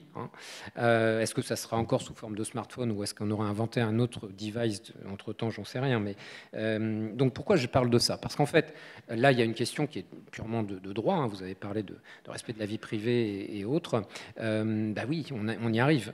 Quand tout ce qu'on va faire, ce qui est déjà le cas, vous allez me dire, avec Facebook, Twitter et autres, mais quand tout ce qu'on va faire, tous nos déplacements seront captés par les capteurs, les outils qu'on promène avec nous, et notamment par cet assistant numérique qui nous aide au jour le jour, qui nous répond, qui nous suggère des choses, parce que plus il va nous connaître, il va faire comme Facebook, comme Amazon, plus il nous connaît, plus il nous fait des propositions de trucs susceptibles de nous intéresser. Donc, plus ces outils vont nous connaître, plus ils vont nous faire de suggestions, et plus ils vont devenir, d'une certaine manière, un terme qu'on emploie plutôt en urbanisme ou dans l'industrie, plus ils vont devenir nos jumeaux numériques, sans, évidemment, heureusement, sans un certain nombre d'éléments, mais quand même, ils vont tellement en savoir sur nous, c'est énorme. C'est déjà ce que Google a dans ses profils, sauf que là, ça sera démultiplié. Donc, qu'est-ce qu'on fait de ça? Comment on protège ce double numérique? Comment on fait en sorte qu'il ne soit pas hacké, tout simplement, ou piraté, tout ce qu'ont pu imaginer les auteurs de science-fiction du cyberpunk dans les années 80, finalement, est-ce qu'on n'est pas en train de s'en approcher? Ou en tout cas, est-ce que le risque, c'est pas qu'on y aille en plein? Donc, mon but, c'est pas de vous faire peur, mais c'est de vous donner aussi des projections sur ce qui est la suite un peu logique, finalement. Il suffit de se calquer sur ce que font déjà les gros outils, les grosses plateformes pour comprendre ça. Je ne sais pas où j'en suis en termes de timing. Peut dépassé. Je peux terminer en 2-3 minutes. Alors, ça veut dire quoi pour nos métiers? En tout cas, moi, je parle des métiers de la veille, quelle que soit la thématique, à adapter. Donc, ça veut dire qu'il va falloir revoir notre chaîne de valeur, évidemment. Ou est-ce que, en tant que veilleur, analyste veilleur, on apporte de la valeur? Parce que le risque, bien sûr, ce serait, tout à l'heure vous disiez, j'ai noté, rassurez-vous, dans le lexique, il y a la patte humaine. Mais est-ce que dans 10 ans, ce ne sera pas un problème? Est-ce qu'on ne dira pas, rassurez-vous, dans le lexique, il n'y a pas la patte humaine, il n'y a que la patte de l'IA? Voilà, donc, je laisse ça à votre réflexion. En tout cas, l'analyse, la question de l'analyse, c'est le cœur de tout ça, l'analyse, c'est-à-dire les capacités de réflexion. J'aime bien utiliser une petite image depuis quelques mois maintenant. Je dis souvent, l'IA générative textuelle, en tout cas, ne raisonne pas. Je fais bien attention de bien accentuer comme il faut, donc elle ne raisonne pas, mais elle résonne. Elle résonne, c'est-à-dire qu'elle vibre de toutes les connaissances qu'on a intégrées dedans, de tout ce qu'elle a ingurgité. Elle résonne de tout ça. Elle amplifie aussi éventuellement cette connaissance, chez nous, en tout cas, chez l'humain. mais elle ne résonne pas au sens d'un être humain. En tout cas, pas pour l'instant, et d'après ce que je peux lire et ce que j'ai pu entendre aujourd'hui, c'est encore pas près d'arriver. Néanmoins, c'est des IA apprenantes, donc il faut essayer de comprendre vers quoi elles vont aller, et ce que je dis là, est-ce que ça sera encore valable dans 5 ans? Est-ce que ça sera encore valable dans 1 an? Est-ce que le fait qu'elles aient appris, vous parliez tout à l'heure de la fiabilité dans la citation des sources et en droit, hein, de l'importance de la fiabilité, mais si une IA juridique a été entraînée avec un renforcement humain et qu'elle ne fait quasiment plus d'erreurs dans ses choix, c'est parce qu'elle a été entraînée par l'humain. Où est-ce qu'on devient nécessaire? Donc, vous voyez, c'est ça ce vers quoi je veux aller. Vous parliez d'éthique, et je pense que l'éthique, elle va aussi se positionner comme ça.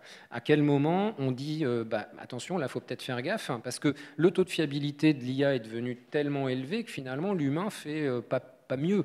Donc, je vais essayer de finir sur une note optimiste, parce que je suis optimiste sur ces sujets-là. Je pense que c'est vraiment des outils qu'on doit pratiquer, c'est vraiment des outils qui doivent nous aider au jour le jour.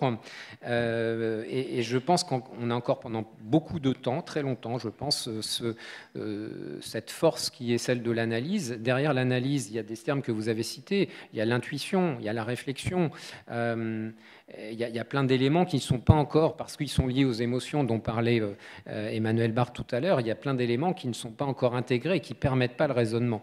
Néanmoins, vers quoi iront les IA fortes? Est-ce que ce n'est pas justement en intégrant les sentiments qu'elles permettront d'aller plus loin? Et est-ce qu'il faut y aller? Ce sera une autre question dans quelques années. Voilà. Je vous remercie.